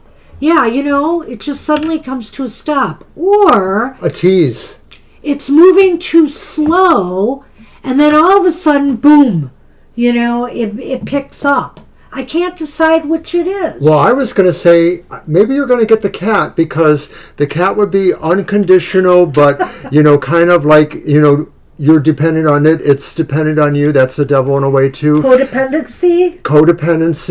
The Chariot, well, you really are motivated to want that cat, because I could see that you said that. And, of course, if the 8 of Wands maybe is saying you're missing the target, that you thought, somebody else for a relationship, then it's the cat. Okay, that was the silly part. Oh, Russ. I saw what you wrote there. So yay the kitty, but actually I'm more inclined to think that this has some smattering of what Banshee's talking about here. That this could be somebody who really does have codependent qualities about them, and so you might not realize that at first. But there's a push-pull thing going on there, which is she clearly saw very well. I feel like maybe there could be some mutual attraction that's, I don't know, more physical level, I want to say. But the thing is that it does sound like this person could have some, like he said, codependent tendencies. And I think here there is hope, but there's worry about betrayal here. There's hope from this relationship, but there's worried about maybe motives or agendas. I mean, for example, if this person comes on too strong, too fast, right? Like I suggested, you might want to put a stop on it a little bit, to make sure you really know who and what you're dealing with here first. Another way of looking at some of this could be saying that it's more in the abstract, that these things are happening, but they're not necessarily going to engage you unless you choose to engage them. I can kind of see that because of some of the idea behind this too, that maybe the idea is lose the target. Don't go towards that target, because that's the 8 of Wands. Yeah, that's a good read there. That's a good point. So it may be the kind of thing that you'll realize, it doesn't really answer the question who could be. So in that sense, it may more likely just be somebody who has too many issues for you to really want to engage with. They may be fun for a date or two, but then it might get a little bit, I don't know, stifling, or just you might realize they're just coming on too strong too soon. Maybe they just want one thing from me and one thing alone.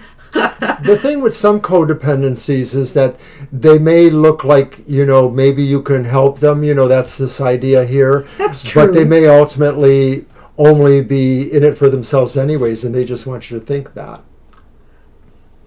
I wish I had better news. But you know what? You can always say no to these kind of people, and it's kind of like what Ari is going through in a way, trying to find the perfect partner.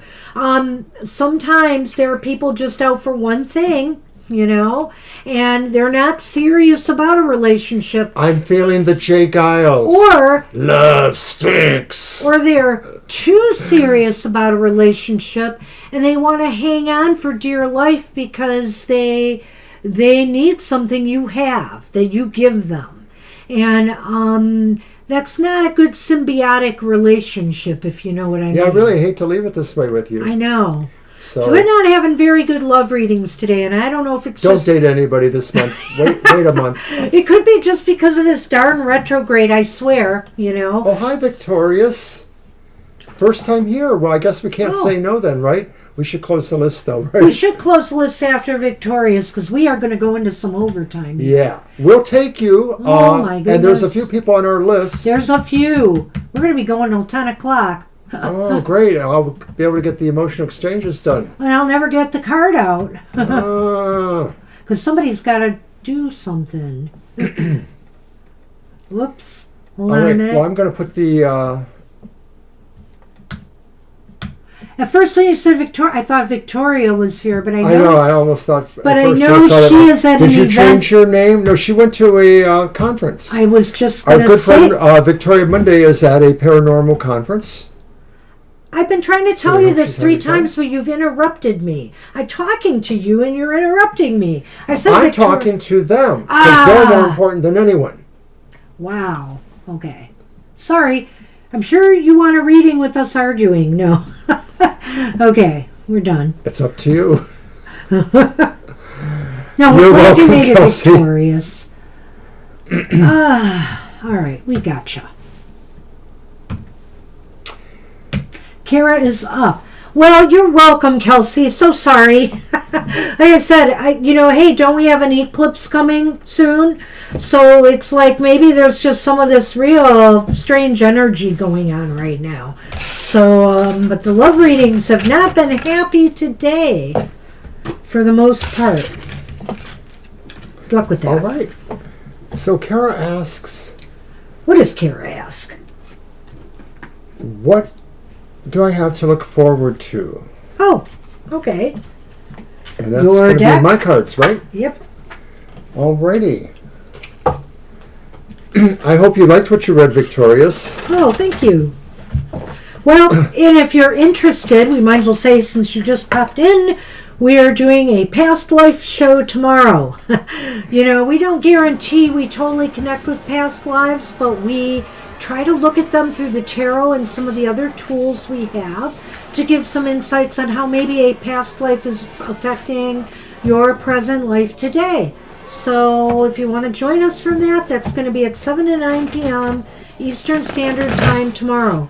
We don't do these shows very often, so if you're interested... Yeah, the last one was over 3 years ago. All right. And if you're on social media, we are everywhere. Well, not everywhere. But we're on the X, we're on Facebook, we're on Threads, we're on Blue Sky. And Instagram. Don't let me forget Instagram. Mr. O takes care of Facebook and Instagram. All right, so I'm doing this your way. What do I have to look forward to? No. Okay. Yeah, do it my way. I'm sorry. All right. I love it. 9 of Pentacles. Really? Kara. It's the upright 9 of Pentacles. Enjoy comfortable life right now. Enjoy comfortable living. It's alone. You don't need nasty men. That's right. You need no one. It looks like you're going to have, I think what you can look forward to is some comfortable times coming, maybe getting some things that you desire. It pet just raven. looks like you could be happy too if you got outdoors more. I think there's something about that card, like especially if you have a park or a garden nearby that you like to maybe spend some time in, that would be very good as well. I think that there's just some happy, comfortable times coming. Well, what you have to look forward to is time to have reflection too. In solitude, you can have reflection. You can reflect about yourself. You can reflect about your place in the world. So that's what you have coming to you, is that time where you can really figure it out. So why is it important? I'm posting the list is closed in the chat, but everybody on the list will get a reading. And it's the upright 8 of Pentacles. So it's kind of interesting. 9 and then 8. Wow. But you got to work for it. Yeah. Why is this important? Maybe because you've done some... It will teach you value. Maybe it's because you've done some work to make this possible, whatever it is. You've put yourself in a comfortable position. You've cleaned your room and put everything in order so that you have what you need to maybe work on art projects or, other things that you're interested in. It could be even as simple as that. But, it seems like either you have or you will be working towards making yourself more comfortable and happy in your present life. Well, it's important because you know that we know you are a seeker. You're always looking for what it is you need to do or what you can do to make yourself better. And so that's saying it's important for you to realize this is part of that process. You have probably most of the tools you need. You just need to start using them more. The information you've gathered through your various seekings. So where will this ultimately lead? I hope something good after all that. And it's the other 8 of Swords, which is upright. Ooh. Well, I almost think here what the 8 of Swords is saying to me is that, okay, you're having a great solitary life. You've worked to ensure that you feel comfortable, safe, secure, and solitary. But don't allow that to really close you off from the rest of the world, because when you do that, when you really have to get out again and face people or real life or whatever it is, you won't be up for the challenge. You'll feel like a fish out of water because you've gotten yourself too comfortable in the solitary life here. So that's why I'm also suggesting, go out to a park where, even if you're not with people, you're around people. You know what I mean? Or maybe even go to places occasionally where you mingle with other people so that, you are not totally alone with your thoughts.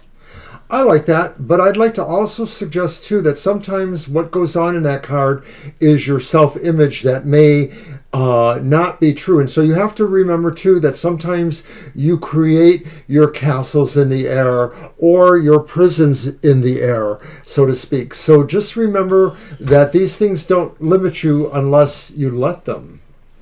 So I was going to say too that he pulled on something nice there, because basically we get so comfortable in our own little worlds, me included, that we want to stay there. We want to stay there. We want to stay there. And we want to feel that comfort level and shut out everything else. Don't let it limit you. That's right, Russ. That's not the goal. All right, so then the Lenormand. She was bracing you for the fact that you still had mice, Kara. Oh, don't let them worm their way into your heart. No, well, that's not what that means. I think, I know what it means. Oh, go ahead. I think it means you need to appreciate the small struggles that you will be going through. I think that that's what did you ask? What's in it for you? I think you have to realize that to some degree, this builds character, or this builds a way for you to tackle the next set of small problems. That we're always going to have small problems, and so you need to learn to appreciate them, because they'll keep you moving ahead, working on improvement. Well, I think maybe sometimes you get minorly emotionally stressed out, maybe by, when you're not in your comfort zone, okay? Ooh. That's what I think. I don't know where he got what he got, but if it's his... Hey, you did great there. But with your intuition, I don't know what came out of that, but I would say this. The heart is under minor stress, and I think you've got to overcome that. I feel this ties in absolutely perfectly with what you've said there with the Eight of Swords. It's perfect, because it's saying here, don't allow yourself to limit, your interactions with others because you feel so comfortable right where you are. Don't surround yourself with yourself. Are you doing a yes song? There he goes. Move on back to squares. Okay, I can't do John Anderson. That's what we got for you, Kara. Yeah, that's what we got for you. It's interesting. Good luck with that.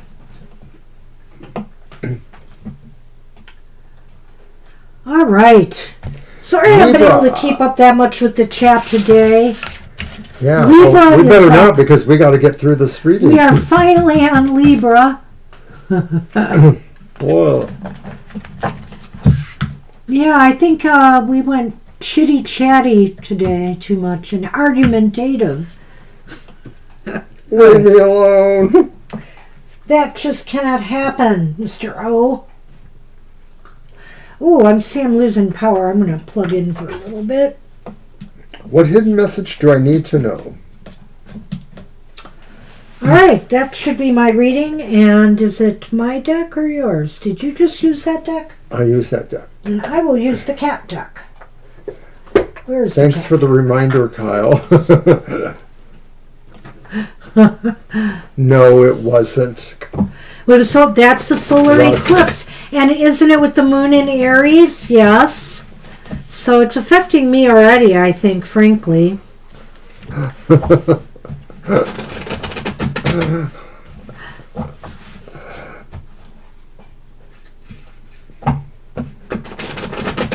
All right.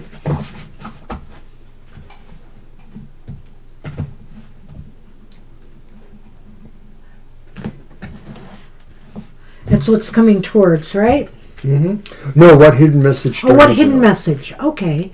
Well, it's the Nine of Swords. Reversed. Reversed.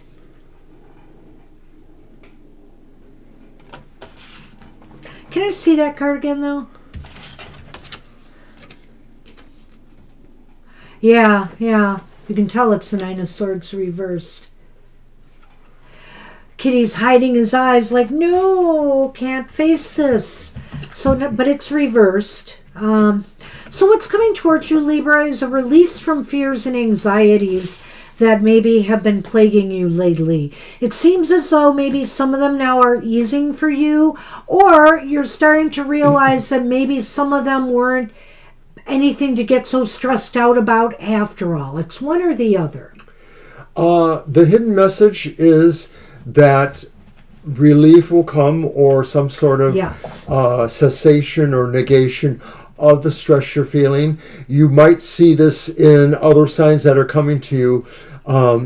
It's being hidden from you maybe because you just haven't been able to see it because of all that stress.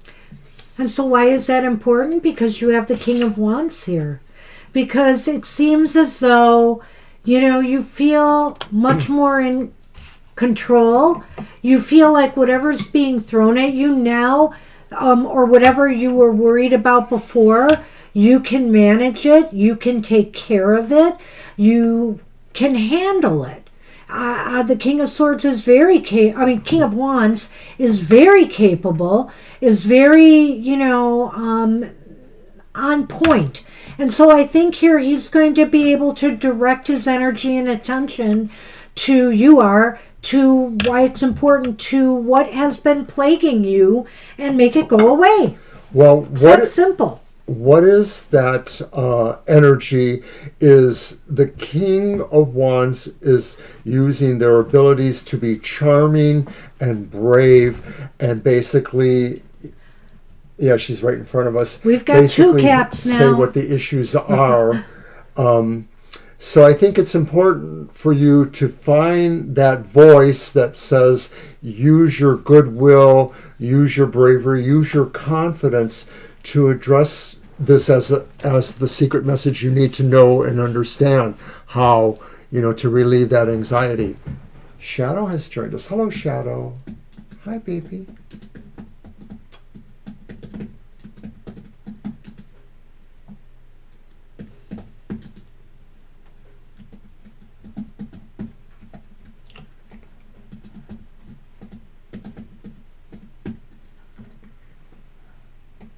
So where will it lead? Hold on. Okay. Where will it lead? This is so funny. It's the Queen of Wands. Upright. It will lead to you feeling so much better, so much stronger. I think here that all of this is leading to build up your confidence and restore, your sense of empowerment, being in control of things, being empowered. And so so it's all good. It just looks like this is a period where things, it looks like, I'm just going to kind of overview it. This looks like to me, Libra, what hidden message you need to know is you can conquer your anxieties, and because you really have what it takes to do so. That's that King of Wands. And you will feel much more empowered once you do. Obviously, it will lead to that, Kara, because... Libra, I'm sorry. Yeah. Because the secret message said you needed to figure out how to relieve your stress. You can only do that by really being brave and confident that that is what you in fact want to do. And so that's where it's going to go. You're just going to go there. You are okay, that person. Victorious, thanks for that. I wanted to know that. So we'll get to you. in the Lenormand, the lilies and the book. The lilies and the book. Well, I think you're still going to be working on finding out how to grow more from that getting rid of those anxieties is just the beginning of that. right. Eliminating your fears and anxieties. You're going to learn a lot about yourself, and you're going to grow from this. You're going to grow from this, just being able to master them as opposed to worry and fret about them. You're going to feel more empowered. You're going to learn a lot about yourself and what you're capable of, and you're going to grow from this. So that's what we have for you. Good luck with that. I only remember that 50s one. Oh, I wonder, wonder, wonder, who wrote the Book of Love.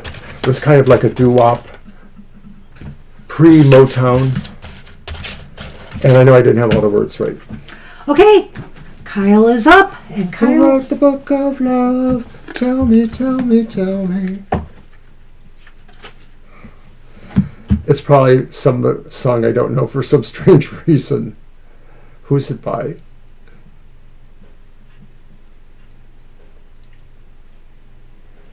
Yeah, you get your question. Oh boy, I don't know where the question is, but I'm searching. Kyle just left their question just now. Oh, okay. Thank you, Kyle. Where am I at on my spiritual journey right now? Okay. Ooh. Let's throw 3 cards on that. I'm going to use my Buffy the Vampire Slayer tarot. I really like it because I think the art is really cool. And I like the scenes that they map out for the cards.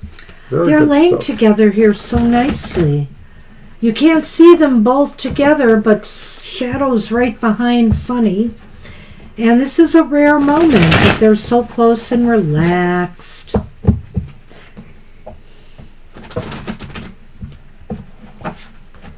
Did you really? Kyle? I think... Did we have one that we gave away or that we're going to give away? I don't Great remember. voice, Mr. O. Russ says. Stop I it, saw Russ. that. I saw that. Stop encouraging him.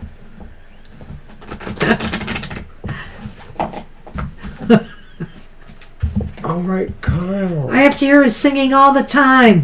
3 cards you say, right? Yep. First card. Queen of Pentacles. Upright. Nice. Second card. Ace of Chalices. They're both upright, by the way. If I didn't mention that. Shocker. And then the reverse 10 of Cups. Chalices. Well, we'll talk. Okay, we will. Talk is cheap. Lily. And Clover. Well, it's a work in progress, and it's going well for the most part. The Queen of Pentacles upright indicates to me that your spiritual path, I don't know, do you find yourself, connected to the earth and nature on your spiritual path? If not, I would just say this, that you're very, very grounded. Right now you're in a place of feeling very grounded with what you believe in. This could be for people who, are into the nature religions. So that's why I'm throwing that out there. But it also indicates to me that your spiritual path may also lead you to become more caring, as you go on about other people and beings on this planet. I definitely feel that too. I don't know if that's just, cliche in a way, but it's like, oh, you really want to help people. You really want to, make a better place for people. But maybe there's more to that because, of course, there is the Ace of Cups. And so maybe that's talking about this is also you on your quest to find your spiritual love as well. Well, I think that the spiritual path you're on, if it hasn't really happened already, it's certainly going to open your heart up more to love, to loving others, to being more gentle and compassionate and empathic with others.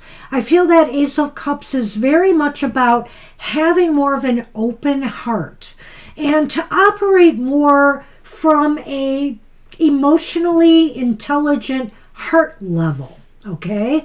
So, you're really using, emotional intelligence. Didn't I say emotionally intelligent heart level? Yeah, I guess I just sort of zapped it in. Anyway, so that's what I was trying to say there. And I feel here that, you're going to open up and be a little bit more vulnerable, which, could lead to some difficulties in relationships. You will have to watch, as you go through your spiritual path,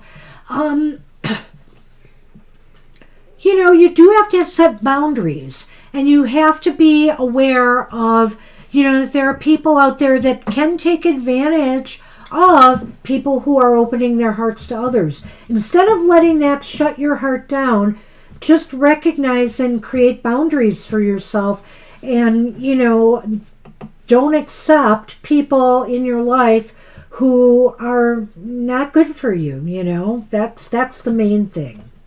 I think this actually says that maybe you may realize that there are some people or some situations you'll want to let go in your life, or that you'll leave behind in some way. And it's not because you'll have horrible arguments with them, but you'll just realize that maybe you will naturally drift away. You know, that spiritually speaking on your path, they're not going to get you anymore, and maybe they'll slowly... That might be true. Well, it's a little bit of both of what we said, I think. I think I like that.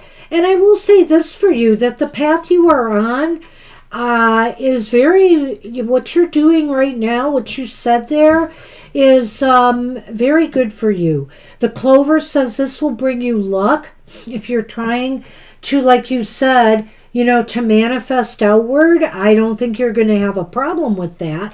And I think that this is going to prove very fortuitous to you long term. The lily's here, and the lily says you can expect growth and luck to come out of your spiritual journey for some time. So long as I feel here that you do operate, no, you don't have to save the world. Like you said, you don't have to be a superhero, but some compassionate and understanding for everybody, the life on this planet, as well as what your own needs and desires are, it's very important here. This is a real evolved reading. Shows somebody that really is a ways down. Is evolving. You are evolving, and it's great. I think the Queen of Pentacles here says that too. It's going to pay off for you, because I can't I can't ignore that part of the Queen of Pentacles. There's some payment here. In other words, with good things coming back to you because of the energy that you are putting forth to your spiritual path. All right, Kyle. Yeah, and that's what we have for you. Good luck with that. We're on Nada now. Hi, Nada.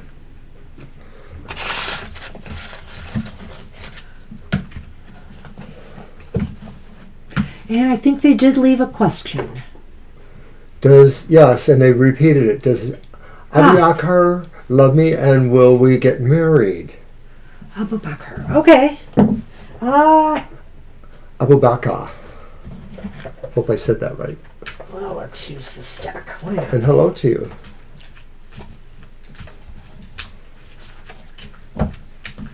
Hey, Nada.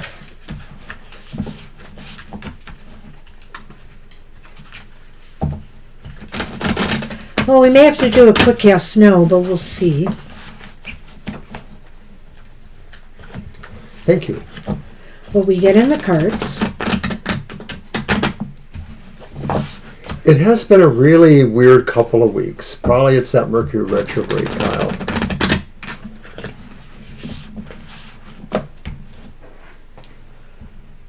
Yeah, it's been a weird week here. I have to say that too. Whoa. And I've had to get my car repaired, and I hate doing that during Mercury retrograde, but the engine was misfiring really badly. That's our third car repair since the retrograde. Yeah. And so we've been bleeding money. It's been depressing a little bit. But at least things are getting fixed. All right. So, Temperance is here. I like that. We'll talk about that. Yeah, once my car, or twice my car. My car was in today. The Nine of Swords is reversed. That's right too, Christine. Nine of Swords is reversed. The Six of Cups is reversed. Do you want to see mine? Yes, I do. The ring. I had a feeling that was going to show up. And the dog. Have you known Abubakar for a while? I mean, is this somebody you've known all your life, or is this somebody new in your life, Nada? I'm just curious. Because that Six of Cups is there, but it doesn't have to be that. I could actually talk about something else here.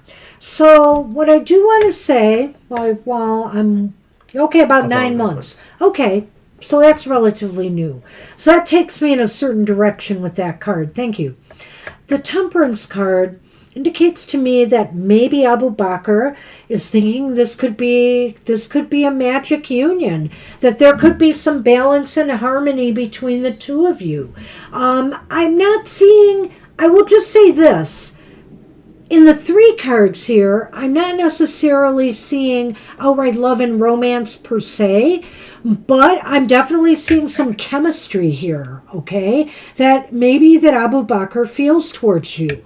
And I think that, you can kind of, maybe make them feel a little bit less anxious about their life or feel better about their lives in some way. Or this could be a message for you as well to say, maybe put some of your fears aside about Abu Bakr. There may be something here, that could lead to something more. I feel I'm going to stop with that card. I feel that although they are not implicitly saying love and marriage, there's a good feel to those cards. The Temperance card says this is a person who really thinks of balance and who really thinks of things having a sense of proportion to each other. Mm-hmm. Doesn't mean everything's equal necessarily, but it does mean that they complement each other. It's the right chemistry. Yeah. And when I look at the Nine of Swords, I think Abu Bakr is maybe feeling like you relieve anxiety, or that your situation of being together helps with anxiety. Maybe you've helped each other through periods of anxiety, one or the other, or maybe even both. I would say too that maybe that card is saying he feels comfortable around you. Okay. He doesn't feel anxious around you. Yes. Yes. But I wonder if Abu Bakr has had some, if not relationship issues, some issues in the past that affect how he approaches relationships now, with that 6 of Cups reversed there. There's some unhappy memories that are likely not tied to you, but they may be tied to either something else in his life. It may be something that happened in his parents or other family members or friends' life that affects him, kind of in the way he approaches relationships. Well, go on. Well, I wonder if there's something different about him from you, like maybe he's from a different area, or maybe he's older or younger or something different, and so maybe that weighs on him a little bit, that maybe he sort of feels a sense of being different or not familiar to you. And finally, let's get down to it to answer one of your questions here. I think with the dog and the ring here, that this could lead to something more serious like marriage. It may start off with more, you guys know each other. You've maybe been talking with each other. Maybe you've been dating for 9 months. I do feel that this could develop from where it's at into something more serious, something more committed. So I wouldn't give up. I did have a feeling that card might have indicated there was a past sorrow for him. I wasn't sure if that meant a relationship, but I had a feeling it might be, because it's cups. It usually is about relationships. Well, and I said that, so yeah. And you said that too, so thinking. she agreed with you. Mm-hmm. And I agree totally with Banshee, and I did from the moment I saw them. The dog is somebody who is a loyal friend. Loyal, and maybe, trustworthy. Yeah, and maybe Abu Bakr is that to you now, but I think he commits to you. He commits to you if you have him. And I do think that he loves you and that you will marry. Maybe it's not super evident now, but I think over this course of time, I don't know if you have a traditional courtship period or not, I think you will find that. I'll just say I think he will, fall more in love or want to have that marriage, because I just feel here there's some good chemistry between the two of you. And I think they know it. So I hope it does work out. Well, gosh, you're going to have to keep us posted. We would like to know that. We'd like to know. So good luck with that. I hope it works out for you. Good luck, Nana.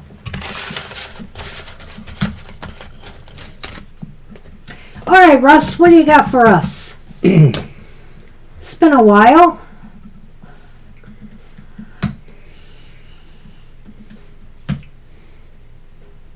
You're welcome. Hey, you're very welcome. All right. Hey, I'm glad we have some good relationship readings. I know. Some of them have not been that good tonight. Oh, my goodness.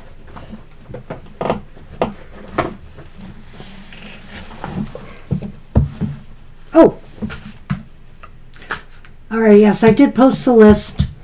And I know you offered to give up your reading Did he? earlier, but you don't have to if you have a question in mind.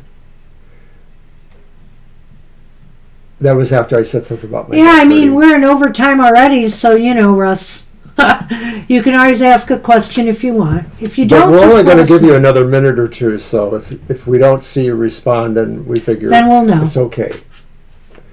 Why does my computer keep doing this? Now I'm stuck.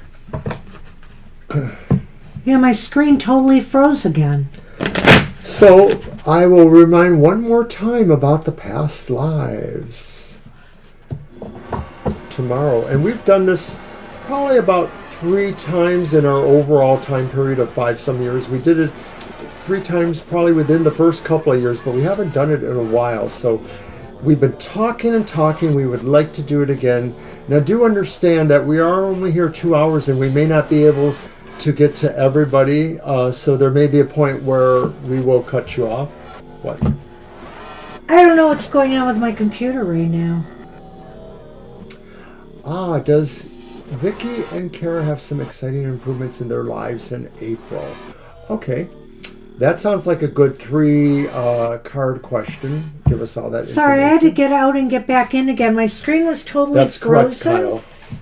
What? And my screen was totally frozen, and I didn't even have the icon to reload my page. I don't know. I know, so I had to go back in. So, Vicky and Kara. Okay.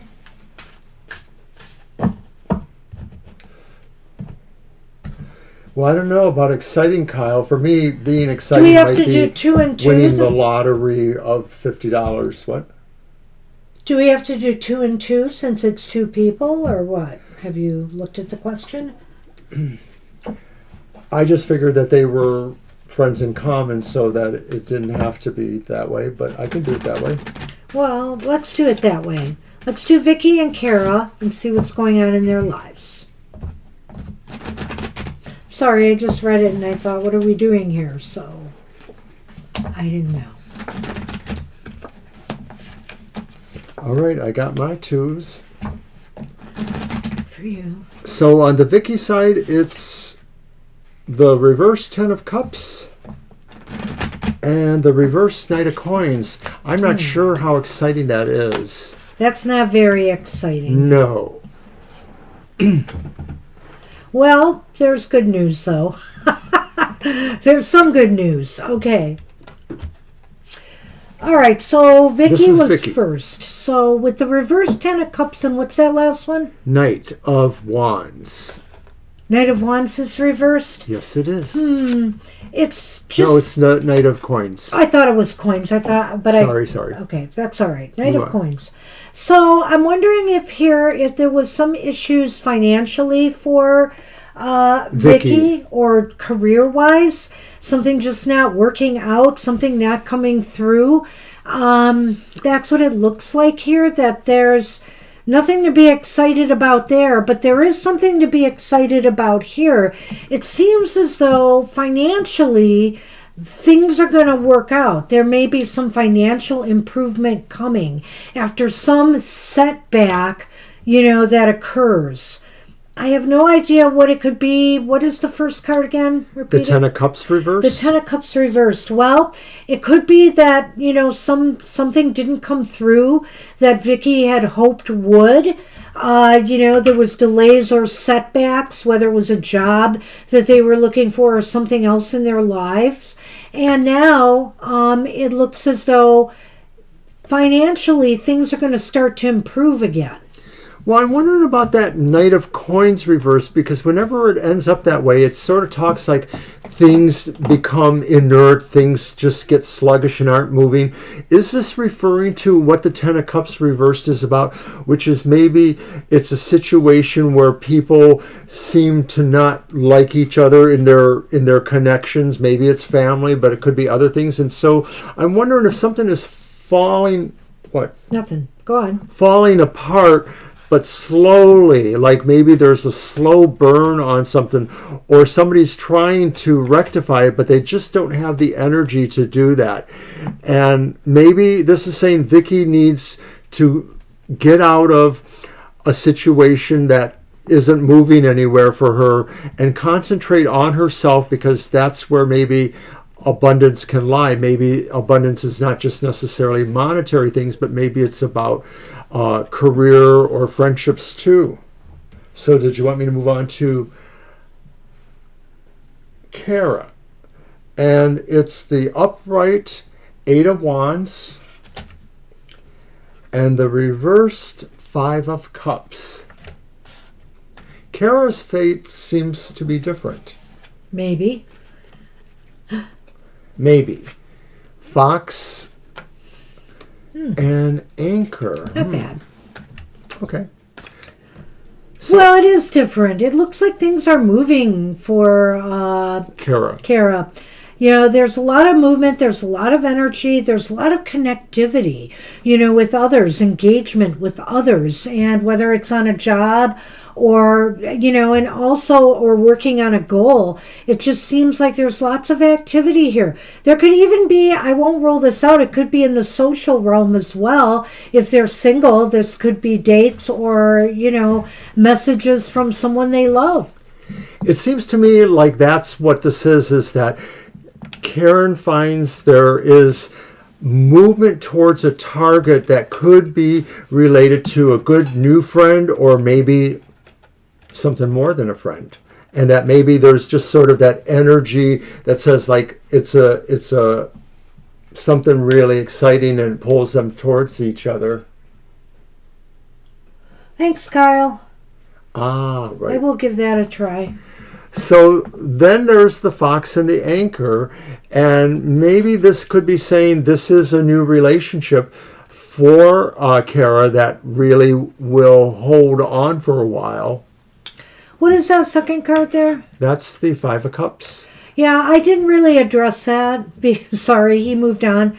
But the thing is that with this card here, I said there was a lot of energy, lots of invitations or engagement with others. And with the, oh God, I can't believe I'm forgetting. I'm really losing it now. What is that again? The 5 of Cups reversed. 5 of Cups reversed. It's basically opening the door to new opportunities.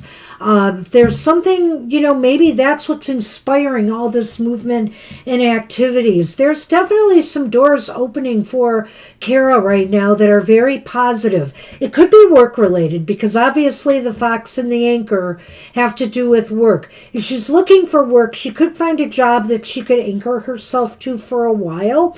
Or this could just indicate to me that, you know, she'll find something that will have a lot of security attached to it. And I won't rule out a relationship here either, Russ, if they're looking.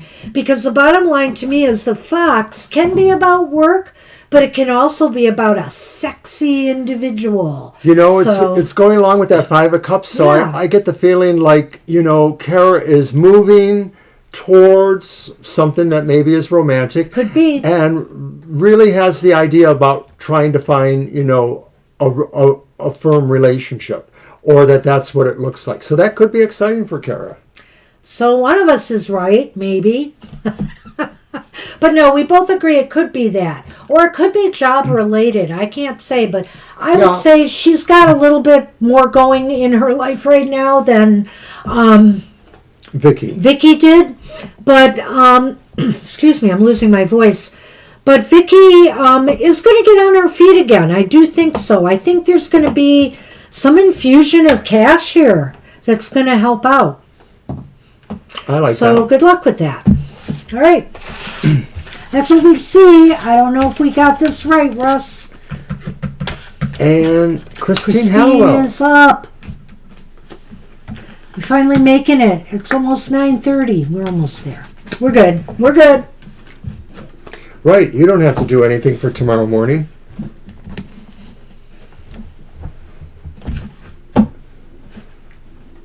What are you doing? I have to film a show and edit it and have it ready to be out That's at right. 7 a.m. I know. It should have been done earlier this week, but you know. I never do them this early. I always do them Thursday night or maybe Wednesday. Wednesday. Anyway. Well, what did Christine have for us? I'm looking. A general question. What does Spirit want me to know? Hey, you're welcome, Russ. You're welcome. Did I not post the list? There. Sonny, are you down here again? What's up, Sonny? What did what want to know?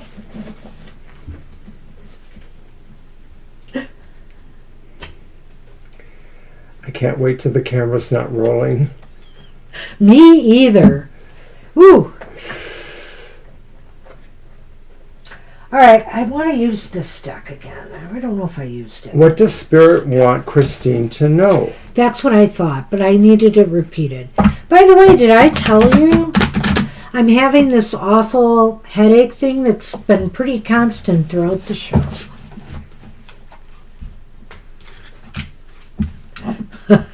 So I'm not totally focused. That's a good question.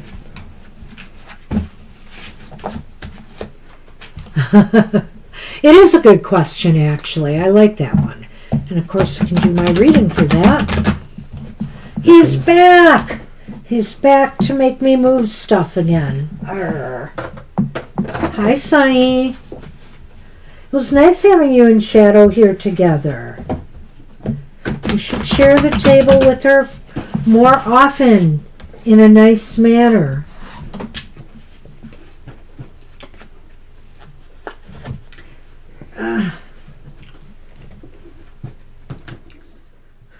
And stop trying to scatter my cards. Yeah, it looked like the card moved. Telling you. All right. What does Spirit want you to know? Hey, 10 of Wands, upright.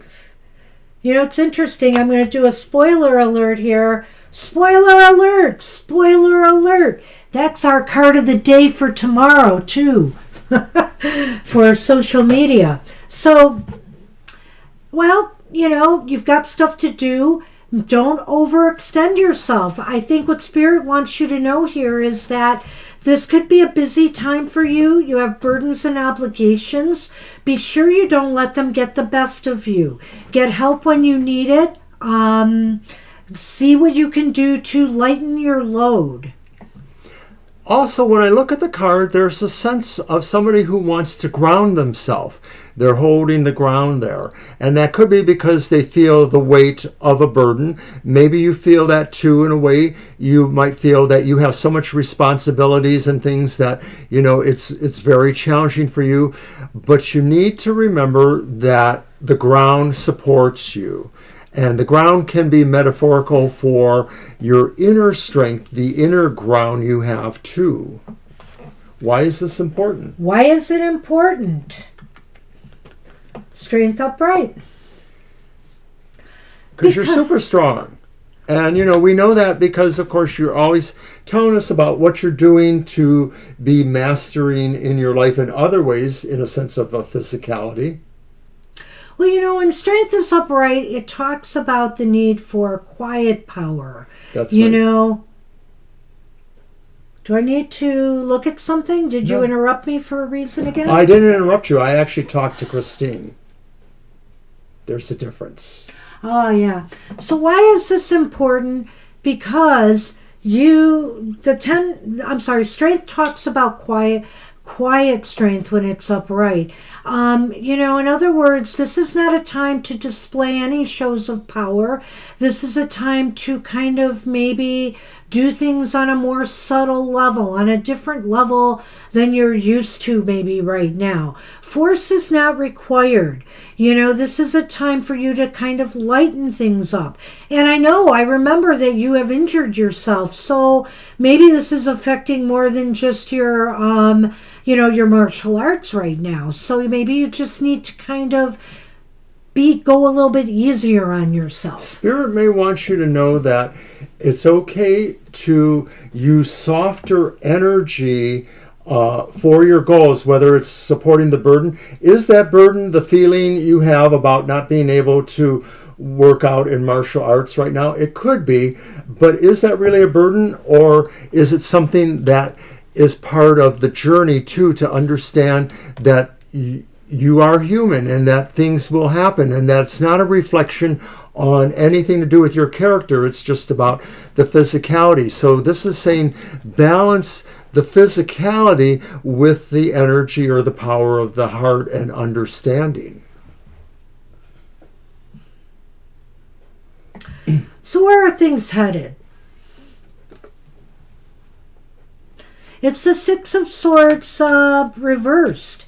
So I think right now what it's saying is it's a period of just kind of staying where you are, you know? This is not a time to push yourself. And I know that it's frustrating. I'm reading what you said there. I know that's frustrating, but right now you need healing. And so, you know, you do have to slow it down and lighten up on yourself a little bit. And that's what it looks like. Well, I think another way to look at this final card, that Six of Air or Swords reversed, you realize you are going to be back at that place. I mean, a lot of times this is talking about going to somewhere else. But in this place, this is saying you're staying with your situation. And if that is about, you know, working on your physical challenge right now, then that's what it is. You are staying there. It's not optimal circumstances, right? Which is what the Six of Swords is about. But it's necessary. It's necessary right now. So despite what you've heard, realize that you have the Star and the Snake. And I think that's saying don't be deceived or fooled that you still have a great destiny. No matter how this all works out, you're going to find your way to get there. I have a different take on this, of course. Of course. Don't be deceived in thinking that, you know, you can push your recovery, okay? Don't be deceived in that, because sometimes the Star is about health matters as well as the Sun. They cover that a little bit. Healing is happening, but don't push yourself too soon, or there could be consequences, right? So I think here you just got to follow this journey. You're taking physical therapy. That's, you know, it's what's necessary right now. You're just going to have to hang tough. You know, strength, if anything, you know, does say to hang tough, but it's how you work with strength, you know. You don't push things forward before their time. You don't push the healing forward before it's ready. Good luck, Christine. So that's what I have for you. Good luck with that. And that's what we have for you. And we're on Victorious Moon at long last. Welcome, Victorious Moon. Victorious, thank you for subscribing this evening. Thank you so much. We're on our quest to hit 1,000 subscribers. We've been on it for years, but we're getting closer by the day. And we're very happy with our slow, steady progress. All right. No, I like your question. It's a little interesting, isn't it? I'm going to use the Murder of Crows. That's right. Again. I saw it before, but of course, my brain not thinking. Okay, I'm going to read it.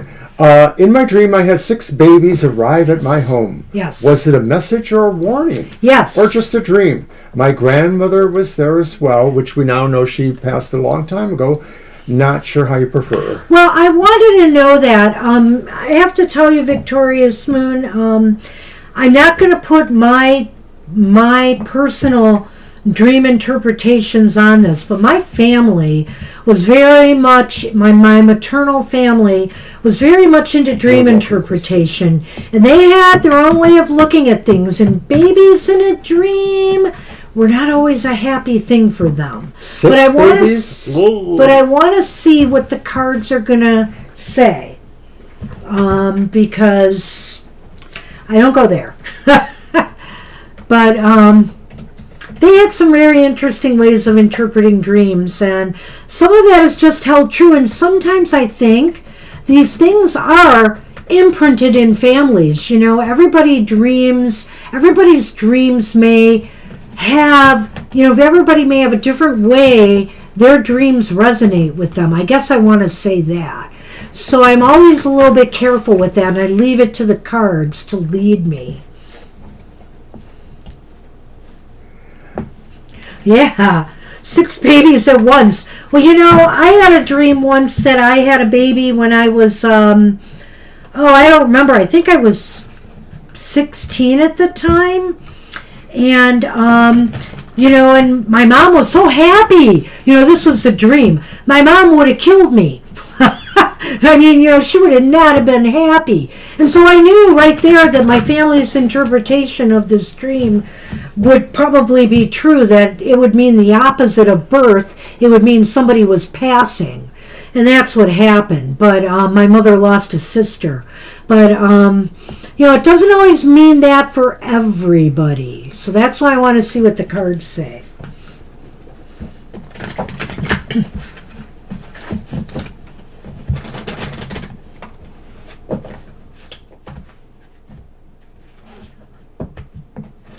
And hey, just to show you how the family could be wrong, they thought when you dreamt you saw yourself in a coffin, it meant you'd get a new job. My father dreamt he saw himself in a coffin and died a week later. So that's why I say dreams, you know, it could be a premonition. Maybe somebody's going to give birth in the family. So here is the reversed Page of Pentacles. Hey, I'm turning 68 next month.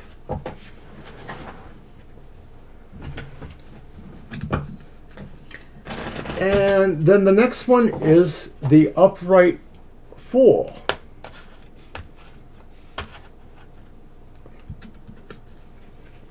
And then finally, it's the High Priestess, and she's also upright. Wow. Oh, I think it was definitely some kind of message. It's a message dream. For sure. I don't think it's necessarily a premonition. What's the middle card again? The Fool. Yeah, the Fool. Okay, all right. I want to get this Lenormand. I have a friend who's born on July 4th. Cancer. I'm Scorpio, by the way.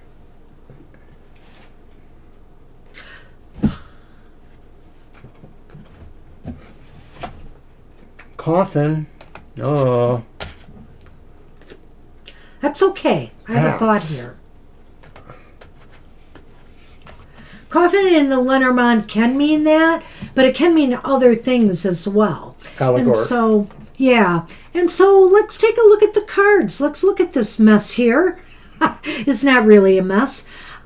I think here with the Page of Pentacles reversed, this could indicate, well, and with the Fool, this could indicate that you ought to be careful here in choosing the paths. I almost want to combine everything. Shoot. Go ahead. Can I go for it? All right. So I'm looking at this and also the paths card. And I'm thinking here, you got to be careful. I think the dream is telling you that you're going to have many opportunities before you to birth something new, for something new to come into your life.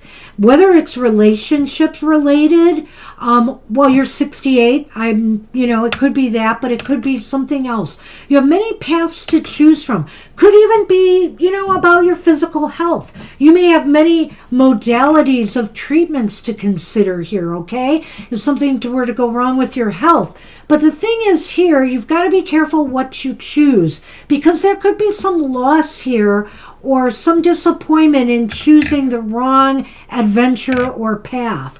This is something new, and it may be something that involves some risk, which is why I kind of brought up health in a way. So if you're physically fine right now, maybe something might come up in a test or a study that will indicate you may have some treatment options to consider, and you should choose them wisely.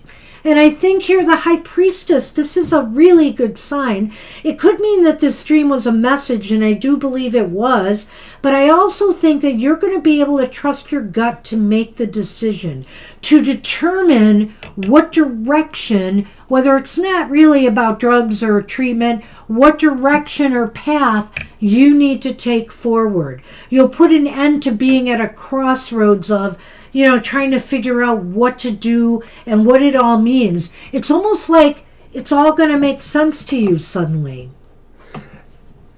It really has the feel that this was a dream that was strongly a communication, whether it's a warning or something. You'll have to decide for yourself maybe, but it feels like, I always get a kind of mystic scholarly vibe about the Page of Pentacles. Even when they're reversed, it's just saying they're really not connecting it, but they're trying to. They're involved somehow in this pursuit of understanding something mystical or philosophical, and it sort of counters with the High Priestess. So maybe this is saying really there are other ways you can explore this more. And I don't know if you have other, practices, but it feels like you might look for other kinds of ways there's communication coming to you besides us or whoever else you might be going to.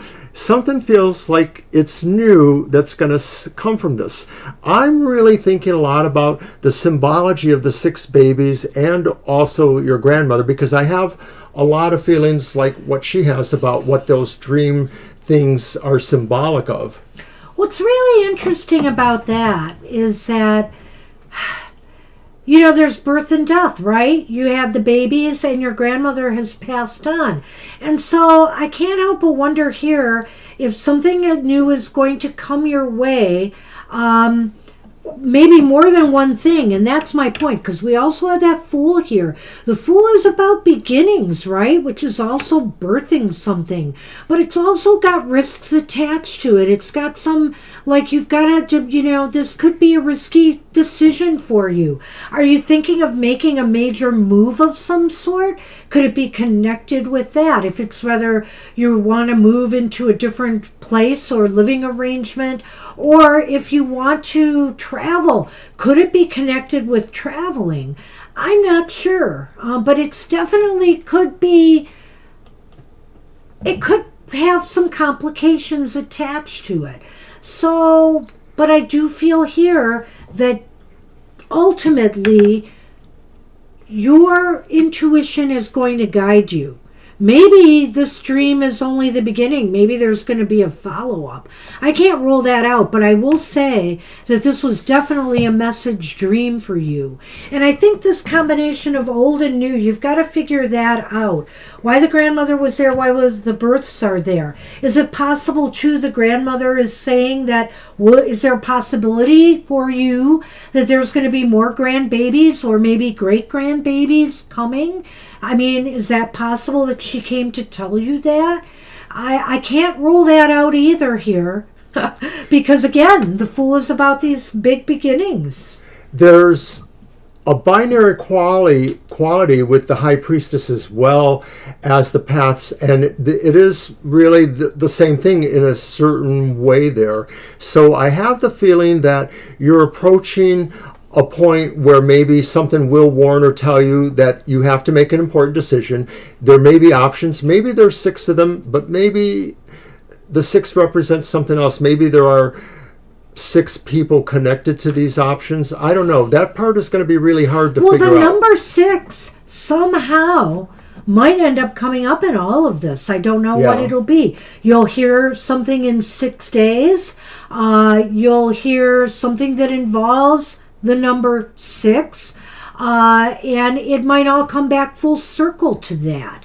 It's really interesting to me, that dream, and so I'll be curious to find out how this plays out, but I'm going to bet you that's a message dream and something is going to play out.